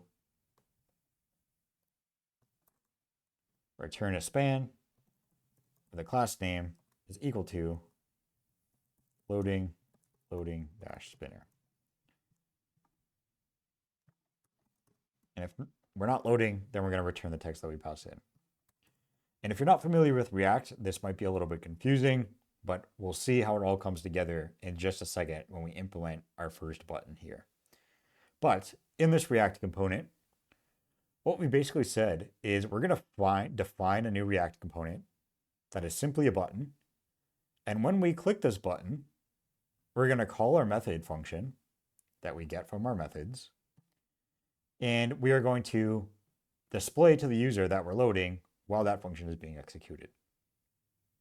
So now at this point, we can go ahead and we can start modifying our home.tsx in order to actually, make use of these callback functions that we have, and of course, make use of this component. So we're going to come over to our home.tsx, and what I'm going to do is I'm going to set up the state that we're going to need, or at least some of the state that we're going to need for our app. So I'm going to come on over to, actually the first thing I'm going to do is I'm going to delete the stuff we don't need. We don't need this demo modal, so we can get rid of that. And we can get rid of this. Actually, I'll just get rid of the whole thing. And we can get rid of our open demo modal. And so now if we were to go back, I think we're still running it. No, we're not. So if we do a npm run dev, and we come back here, we can see that we now just have our getting started and our wallet connect button. What I'm going to do is I'm also going to get rid of that getting started. So get rid of this here. And I'm just going to put this divider below wallet connect. So now if we go back, we see we have welcome to AlgoKit, blah, blah, blah. Then we have our wallet connect button that still works as it did before. And then we have our divider. And so below this divider, actually, before we get into modifying the front end anymore, let's talk a little bit about the state that we're going to use. We know, as we previously discussed, we want to persist the app ID in our state. So I'm going to have a new piece of state called app ID. And this is going to be a number. The default value is going to be 0. So in a React app, we're going to be saving our app ID. And what this is basically going to allow us to do is anytime we want our app ID to change, when we call set app ID, React will know to re-render our front end and update it. So once we've done that, we're going to go ahead and we're going to also instantiate our DM client. So const DM client goes new digital marketplace client. And we're going to resolve by ID. Again, much like our test, we resolve by ID so we can tell which app ID we want to point to. In our case, we're going to point to our app ID. And then the sender this is where things start to get a little bit different from our testing. Our sender, our address is going to be active address, and then we're going to use the signer. So what does this mean? Use Wallet is a wallet agnostic framework for integrating many different wallet providers in your app. So right now, our only wallet provider is going to be our local net, as we've seen. But by integrating Use Wallet now, in the future, when we switch to testnet, then we automatically, or testnet or mainnet, we automatically support other wallets like Para or DFly. And so we're going to use Wallet to get the address that the user connected and get the function that we need to sign the transactions for that user. And then we're going to pass in our, forgot to instantiate. The other thing we need is we need a const Algorand. And this is going to be give me 1 second. Let me just make sure right. So actually what we need to do is we need a const Algorand config, get Algorand config from, actually we need to import that first. So I'm going to import const get algod config from Vite environment. And then our algod from Vite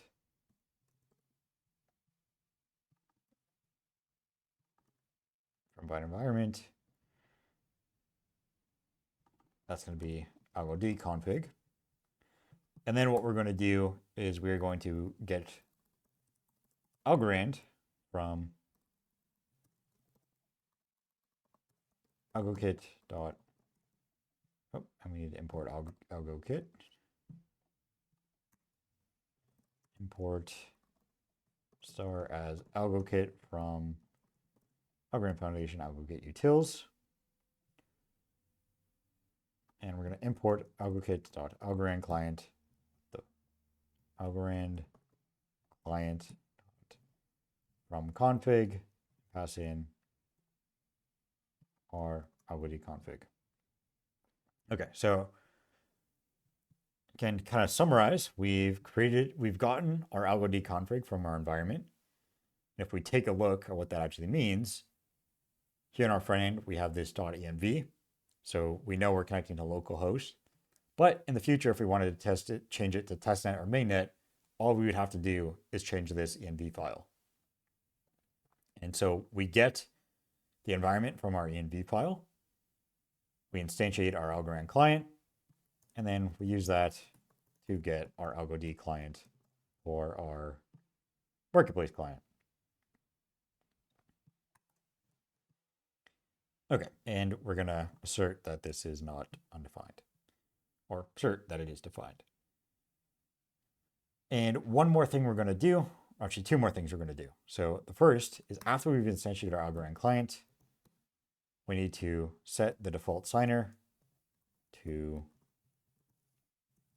our signer from Use Wallet. And then we also need to configure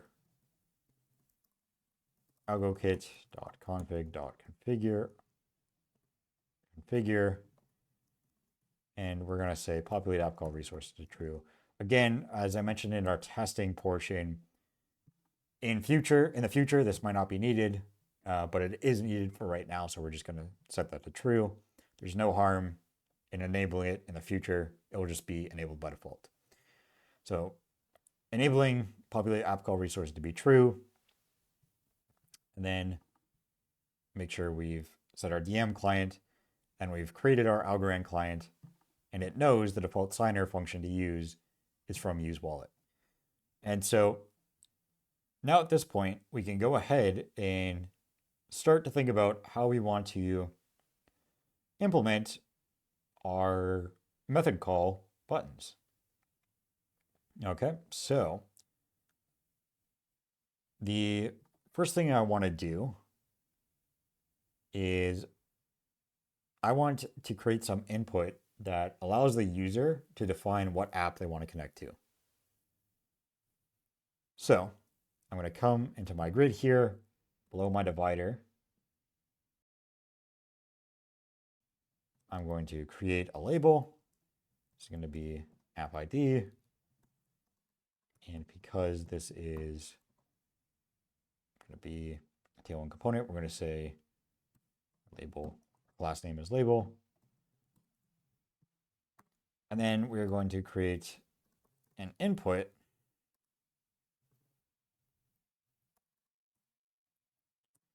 The type is going to be number. Class name, that'll be input and input bordered. Our value is going to be our app ID. And what we want to happen is when this value changes, we're going to add our on change. It's going to be equal to this callback function where we set app ID be e dot current target dot value as number or 0. Okay, so what we've done is we've created an input that each time we change it, we're going to update the app ID that our app is connecting to. Okay. So now what we want to do is I'm going to create another divider. Oops. Oh, that's the wrong thing to copy. I want to copy this divider div. And now what I'm going to do is I'm going to start implementing my method call here. So I'm going to say if there's an active address, so the user has connected their address, and the app ID is equal to 0, then I am going to render a div, and this div is going to contain that method call, the method call component that I created. I'm going to say my method function, that is going to be this create function from our methods. So create, and we're going to be passing in our Algorand client, our DM client, our Algorand client. I need to go back to add this TS. Actually, we can just look at the IntelliSense. So we need our Algorand client, our DM client, our asset ID. So we don't have that defined yet, but that's okay. Our unitary price, we don't have that defined yet either. Our quantity, which we also don't have defined. Our sender is going to be active address. And then passing in the set app ID function. Okay, so now we need to create some state for these three values. So I'm going to come back up here. And these are the values. So we're going to do const asset ID, set asset ID. It's going to be use state big int. By default, it's going to be URN. I'm going to do the same thing for unitary price. So unitary price, set unitary price. It's going to be use state big int URN. And finally, quantity, set quantity. That's also going to be use state big int, big int default value of 0.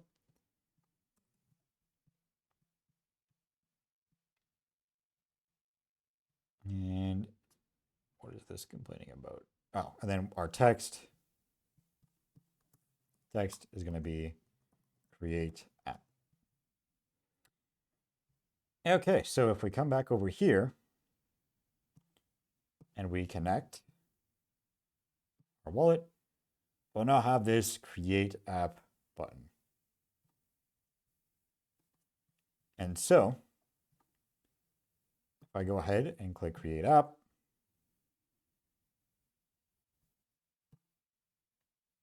let's see what happened here.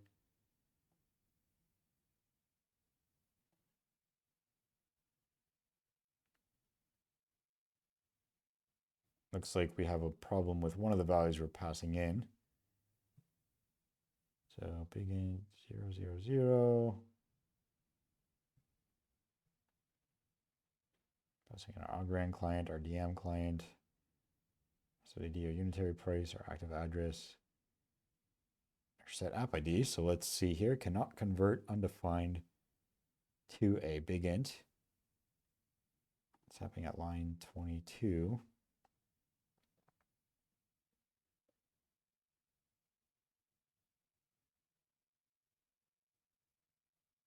Oh, interesting. For some reason,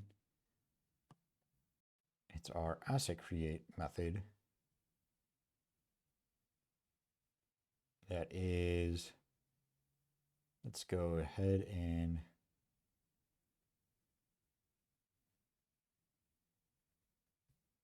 where is it? Asset create, await Algorand, send asset create.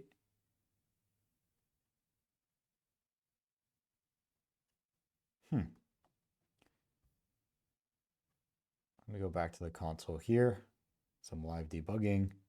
Maybe something happened upstream. Oh, this probably.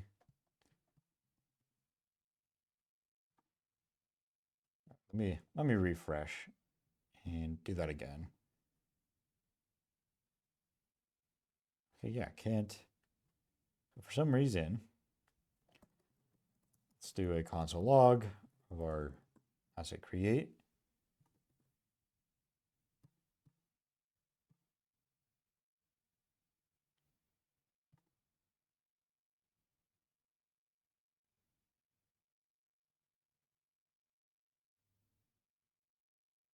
And this is very weird. I haven't seen this bug before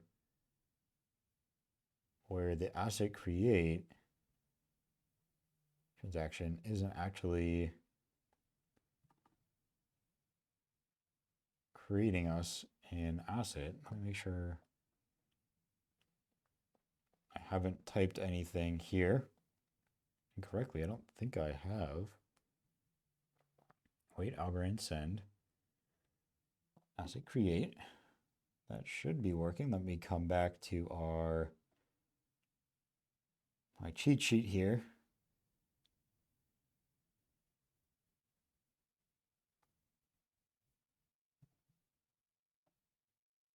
That is very bizarre. So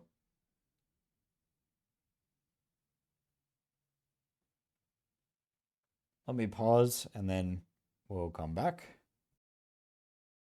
Okay, so I realized what the problem was, and how I figured it out is if I, so come back here, I was logging the asset create return result.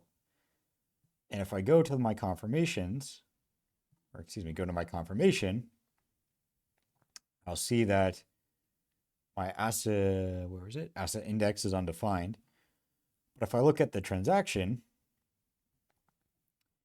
I see here that there is no asset amount specified. And so that's happening because in my code, I'm passing a quantity of 0. So all I need to do to fix this is I'm just going to hard code my quantity to 10 right now. And I had planned to do that, but I just forgot about that. So I'm going to hard code my quantity to 10. And if we come back over here, this now should work. But it seems like we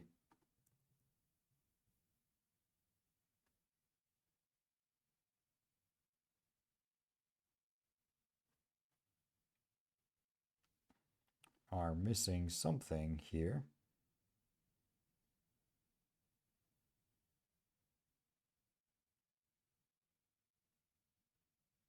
Oh, and because we forgot to change that. Okay, coming back, we do a reload. Let's refresh. And now we can see, so every time this pops up, that means a transaction is being signed. And now we can see that we've created our app. It just happens to be app ID 1234. But if I go ahead and I run this again, we can see here we create another app 1240. Okay, so after that little bit of debugging, we can be sure that our create button is indeed working. So now what we want to do is we want to be able to allow the user to buy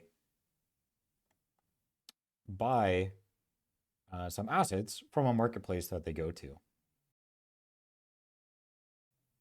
So as an end user, I want to be able to come to the site. I go, oh, I know I want to go to marketplace 1234, and it'll show you, the information for that marketplace. So I'm going to come back to my home.tsx. I'm going to come down here. And now what I'm going to do is I'm going to create another set of code for when the app ID is not 0. So here I did active address and app ID not 0. And now what I'm going to do is I'm going to say when I have an active address, so when the user is connected, and app ID is not 0, I'm going to render a div here. And this is going to contain the inputs for when someone wants to buy it. So the first thing I need to do is tell them how much that thing costs, right? So I need to say label class name equals label. It's going to be price per unit.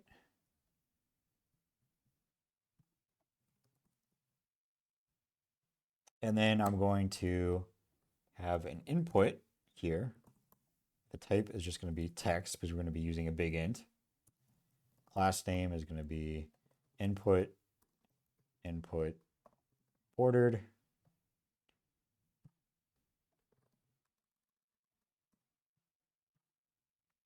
And we are going to say that the value is going to be equal to our unitary price divided by big int 10 e to the 6th. So, oh, and we need to put this all as dot to string. Okay, so we're going to get our unitary price. And remember, our unitary price is always a microalgo, but for our end users, we want to show that value in algos. So we're going to divide that by 10 to the 6th. And one thing we're also going to do is we're going to update this to say read only is true. Actually, I don't think we need the equals true. We can just do read only. So now when we create our app,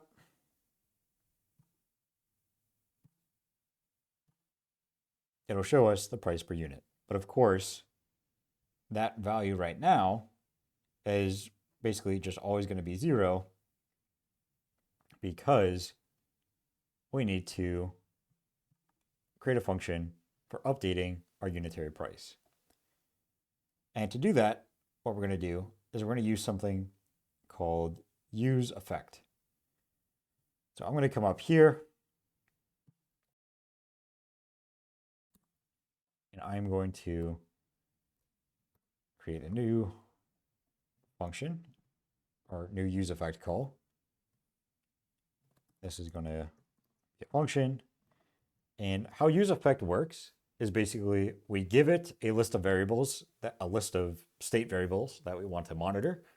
And when those variables change, we want our use effect function to be called.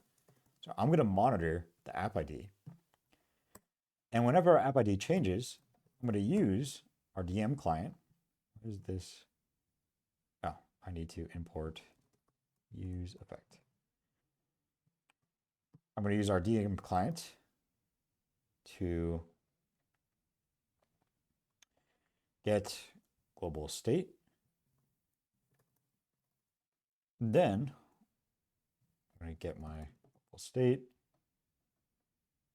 Oh, this argument. And then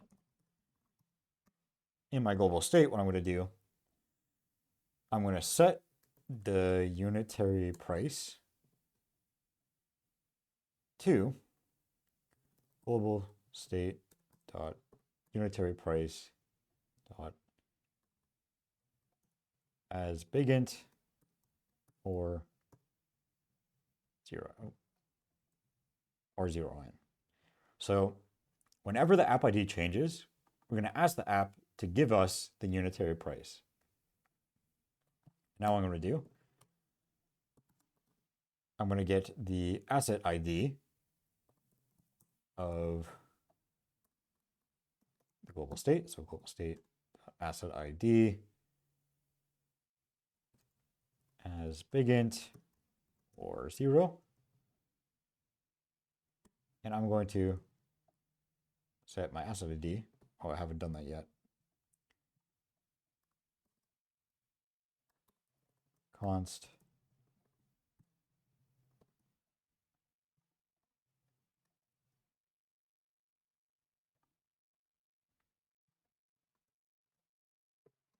use state big int 0n. Okay. So whenever my app ID changes, I want to get the unitary price and the asset ID and update my state. However, I'm going to also add in a catch here to set unitary price to 0 and set asset ID to 0. So if we encounter an error when getting our global state, we'll just set everything to 0 because we'll assume that that app isn't actually valid.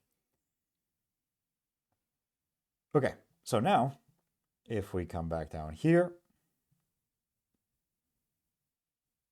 where were we? Our price per unit, our value will be unitary price.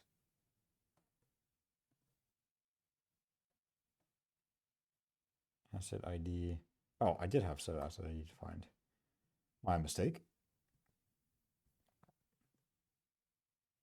And so now, when we create our app, we'll see our unitary price, but it's still 0. And the reason it's still 0 is because we didn't in our create function. So if we come to create, we pass in a unitary price, but that is also still 0. So I'm going to create here, basically gonna, let me copy these 2 lines of code, bring it up to my method call. Need to do that. Except this label is going to be unitary price.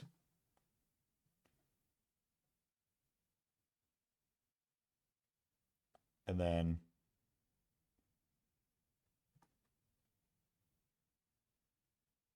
this is going to be, let me make sure I do this right. Going to my cheat codes here.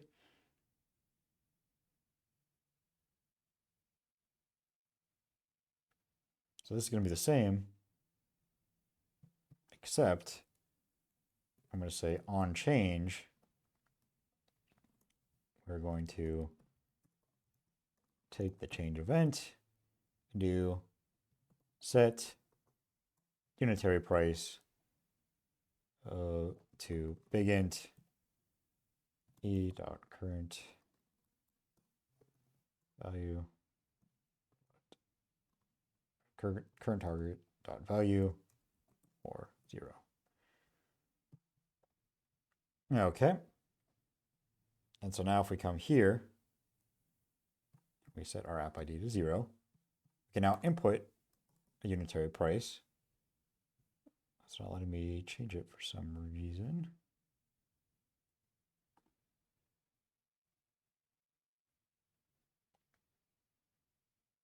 No, we're going to set this type number. There we go. Value as number.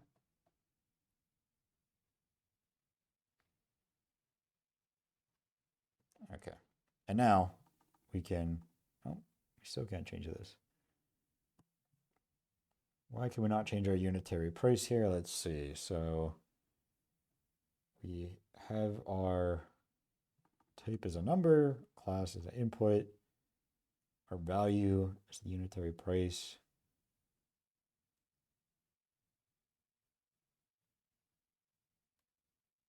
Oh, and I actually did forget one thing. We're going to multiply this by 10e6 so we can get microalgo.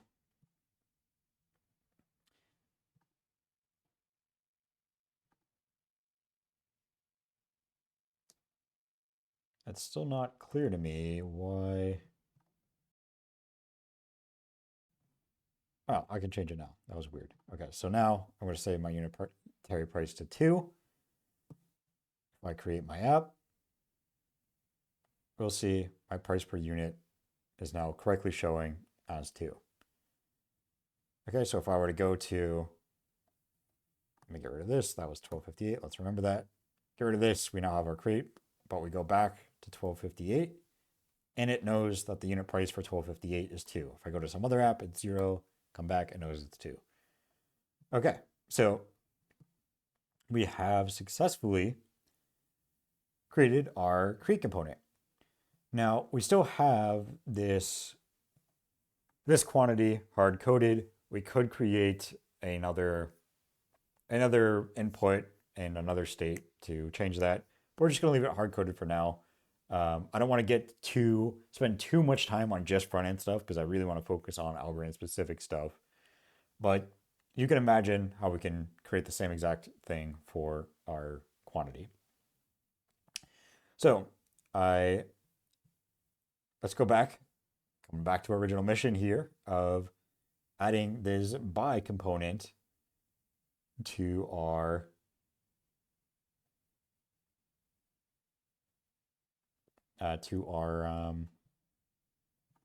homepage here.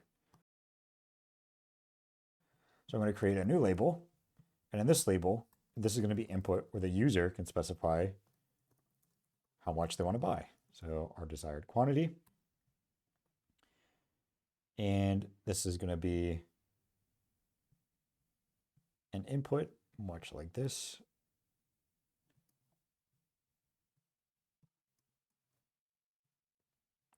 Where send the value is going to be quantity to string.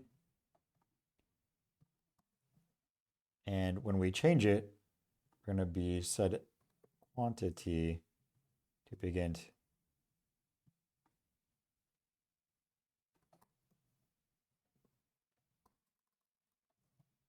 Okay, so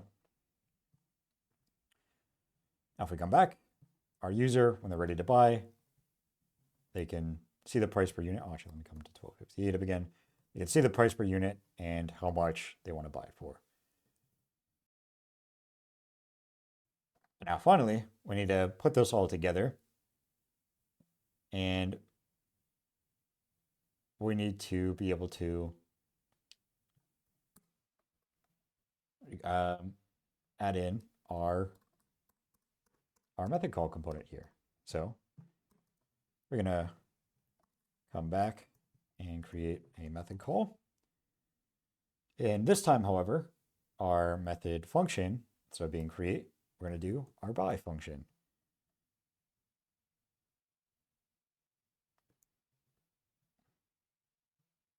And let's do import by. And here we're going to pass in Algorand, DM client, our sender, which will be our active address,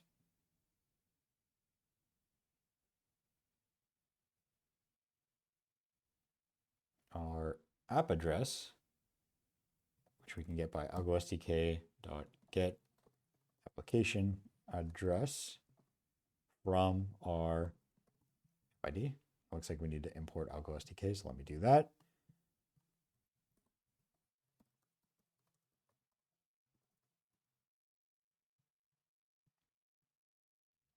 Okay, so pass in our app address, then we pass in the quantity that we want to buy, the unitary price, and then our set. Oh, actually, we haven't done that yet. Okay, and the last thing we need to do is our units left. So I'm going to come up here, say const units left, set units left, will be uState big int 0n. And we come back down here and we pass in set units left.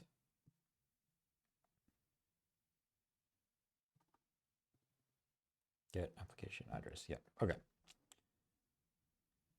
And then for our text, say what we're actually going to do is we're going to make this a string and we're going to say by quantity for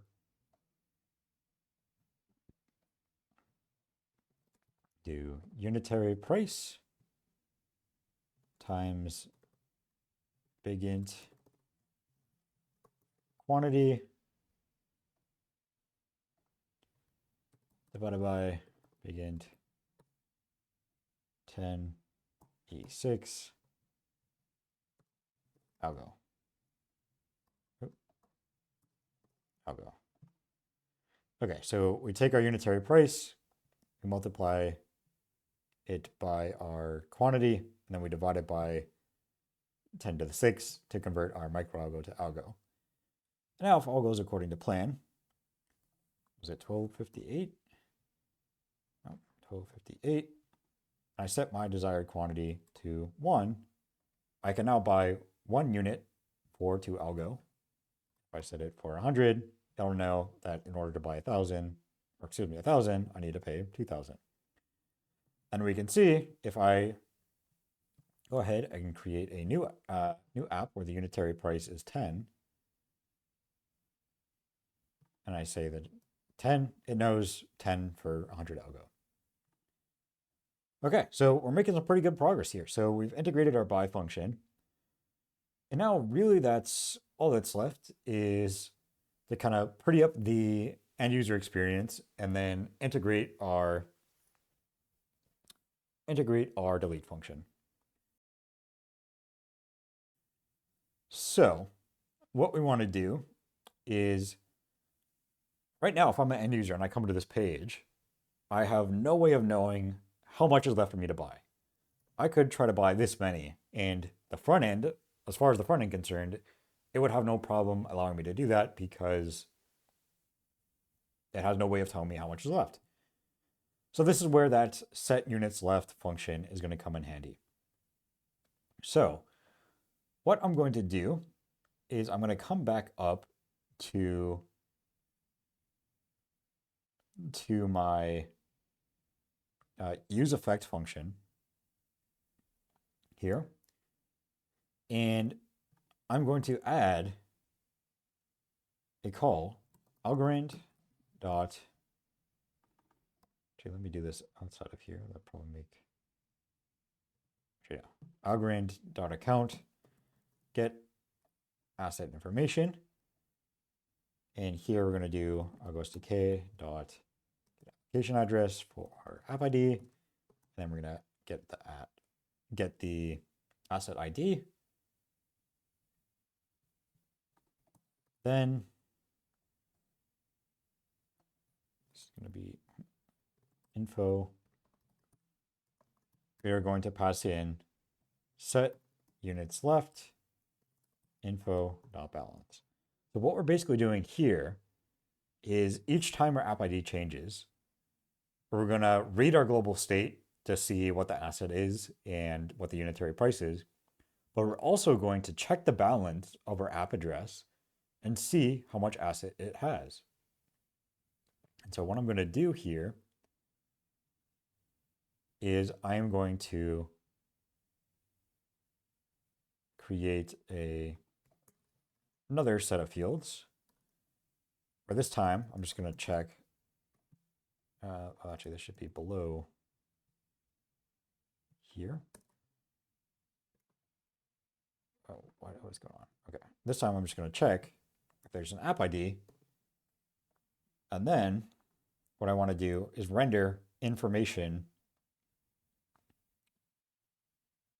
So render information about the listing. So I'm going to return here a div, and I'm going to have label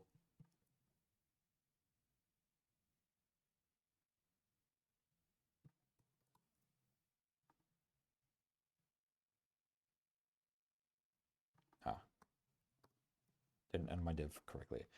Let me copy my label stuff. This is going to be the asset ID. And let me get my read. Where's my read only? I'm going to copy this.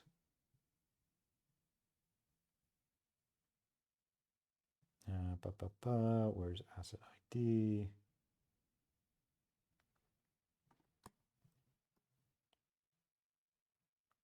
Here for our value, we're going to say asset ID. To string. That's going to be read only. And then we're going to do the same thing for our unitary price. So we're going to copy that. Get myself a little more screen real estate here. Or excuse me, not unitary price, units left. It's going to be units left to string. Oh, and then one thing I want to do is, where's the divider? I'm going to add a divider here.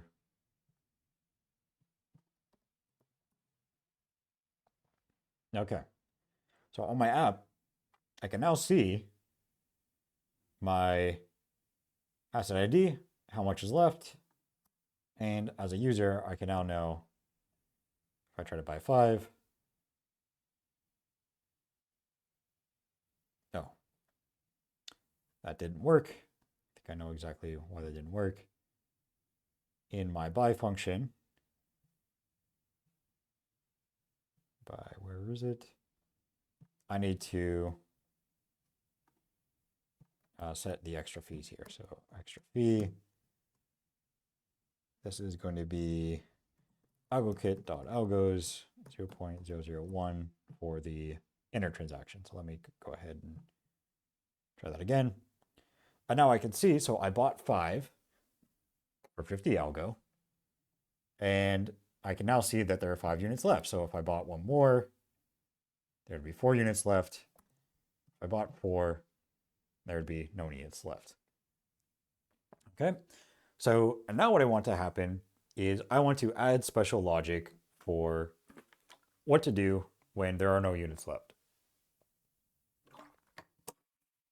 So let me first come down to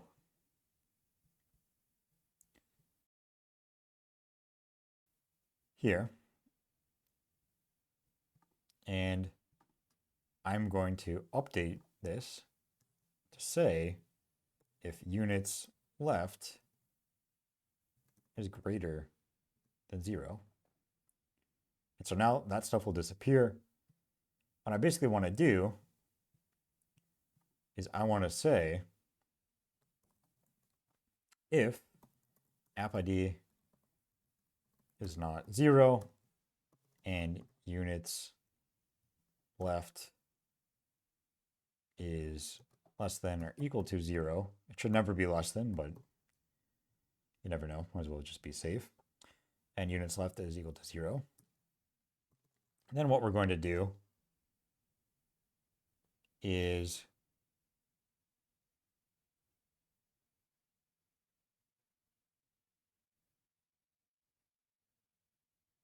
we're going to say return a button that is sold out. So, and here I have a button and we're going to say sold out. And our class name is going to be button disabled m-2. And we're going to say this is disabled. Okay, so now if we go back to our front end, we can see here we have this sold out button. Now, the last thing we need to do is we want to, if the end user that is connected to this, if they're the creator, if they're the person that created the marketplace, they're the seller, we want to give them the option to close it. So we're going to create, for now, let's just copy this same condition. And we'll say this will be a method call. And the method function is going to be delete app. And the text is going to be delete app.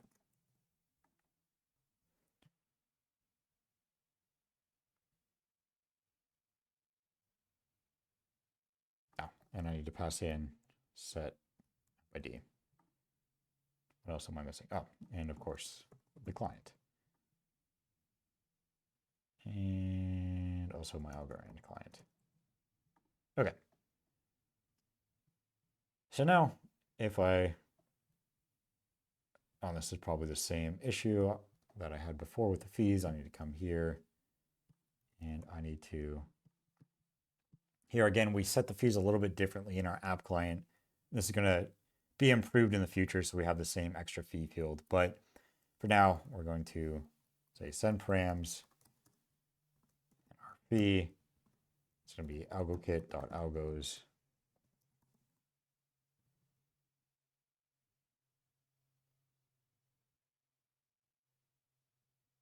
Oh, I don't know why I put that in object. Fee is going to be algokit.algos 0.003. So one for the outer, one for the asset close, one for the algo transfer. Now, if we go ahead and try to run that again, we can see that we've deleted our app and our app ID was reset to 0. Okay. So now what I want to do is I want to, so let's actually go, I guess I have to create a new app. Okay, so our unitary price will be 2. I create it. And let me get sold out here. Oh, I forgot. This needs to be 8. Okay, so now that we have 0 units left, we're seeing both sold out and delete app. What I want to happen is have conditional logic depending on who's connected. And this is a very common pattern for front ends. So basically what I need to do is I first need to implement a way to determine who the seller actually is. So who the creator of the app is. And to do that, we're going to go up to our use effect. And we're going to, here after we did all the stuff for our state, we're going to use our Algorand client.algod, and we are going to get application by ID, and we're going to pass in our app ID. We're going to .do, and then we're going to call it .then, and we're going to get the response, and in our response, we're going to set seller to response.rams.creator. Okay, and we need to create the set seller, so const seller set seller equals use state string. Okay, this will be string or undefined. Okay, and so now what we're doing is whenever the app ID changes, we're going to see who the creator of the app was. And so now in our logic here, if our active address, so the address we connected, is not equal to the seller, then we'll show sold out. However, if our active address is equal to the seller, then we'll show the delete application. Okay, so I'm going to go ahead, create our app. I'm going to go ahead and buy 10. And because I'm currently connected as the seller, I'm seeing delete app. If I were to disconnect, I would see sold out. Connect back, I can see delete app, and then I can delete the application. Okay. So I think at this point, we have covered everything. The one thing I don't know is where this extra 0 is coming from. So let me see if I can quickly figure out where that's coming from. So that's after our unitary price. Unitary price.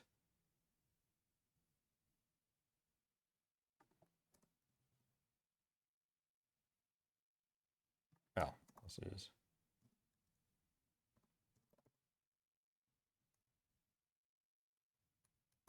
I think that's where it's coming from. Yeah, okay. So at this point, we've kind of gone through how we can do interface that changes dynamically depending on the state of our application and depending on who is connected. So to kind of walk you through the whole flow again, I come here, the app ID is 0. I can go ahead and create a new marketplace where to find the unitary price. Right now we're hard coding it at 10 units. And as a user, I can come in here, I can buy 1 unit, I could buy multiple units. And if we're sold out, as the creator or the seller, I have the option to delete the app. And if I'm just a regular end user that wasn't the creator, I'll just see the sold out. Now, of course, like I said, there are multiple different ways you can go from here. The point of this video wasn't to show you how to make the prettiest front end, because obviously I'm not the best person to do that. But the point of this video was to show you how we can integrate Algorand into a front end framework like React and use things like current chain state and application state and connected addresses to dynamically render components that interact with the smart contract that we've created. And this is all happening on the backbone of our generated client. So at this time, what I recommend you to do is you can play around a little bit more and add more features to this. The first thing you might want to add is in the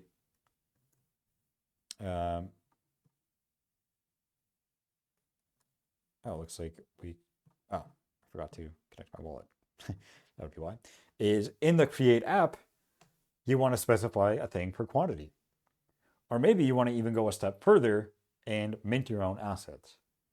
In the beginner course, we aren't going to be going too deep into assets, but In the intermediate course, we'll be going more in depth into assets and how we can mint them and how we can follow NFT standards so they can show all pretty in your wallet.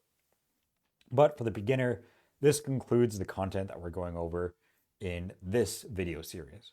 So if you enjoyed this video series, definitely stay in tune for intermediate bootcamp. If you're following along in the live bootcamp, the intermediate will be shortly after. If you're watching on YouTube, just check our YouTube channel to see if we posted the intermediate content yet already. If not, then it should be posted shortly. I hope you all have enjoyed this series. And as always, if you have any questions about any of the content that we covered or how you can go forward and expand on this content for yourself, please join our Discord, discord.gg/Algorand, and you can find myself and all my colleagues there that are happy to answer questions. Like I said, hopefully you found this useful, and I will see you in the next intermediate series if you are brave enough to continue on. Bye, everyone.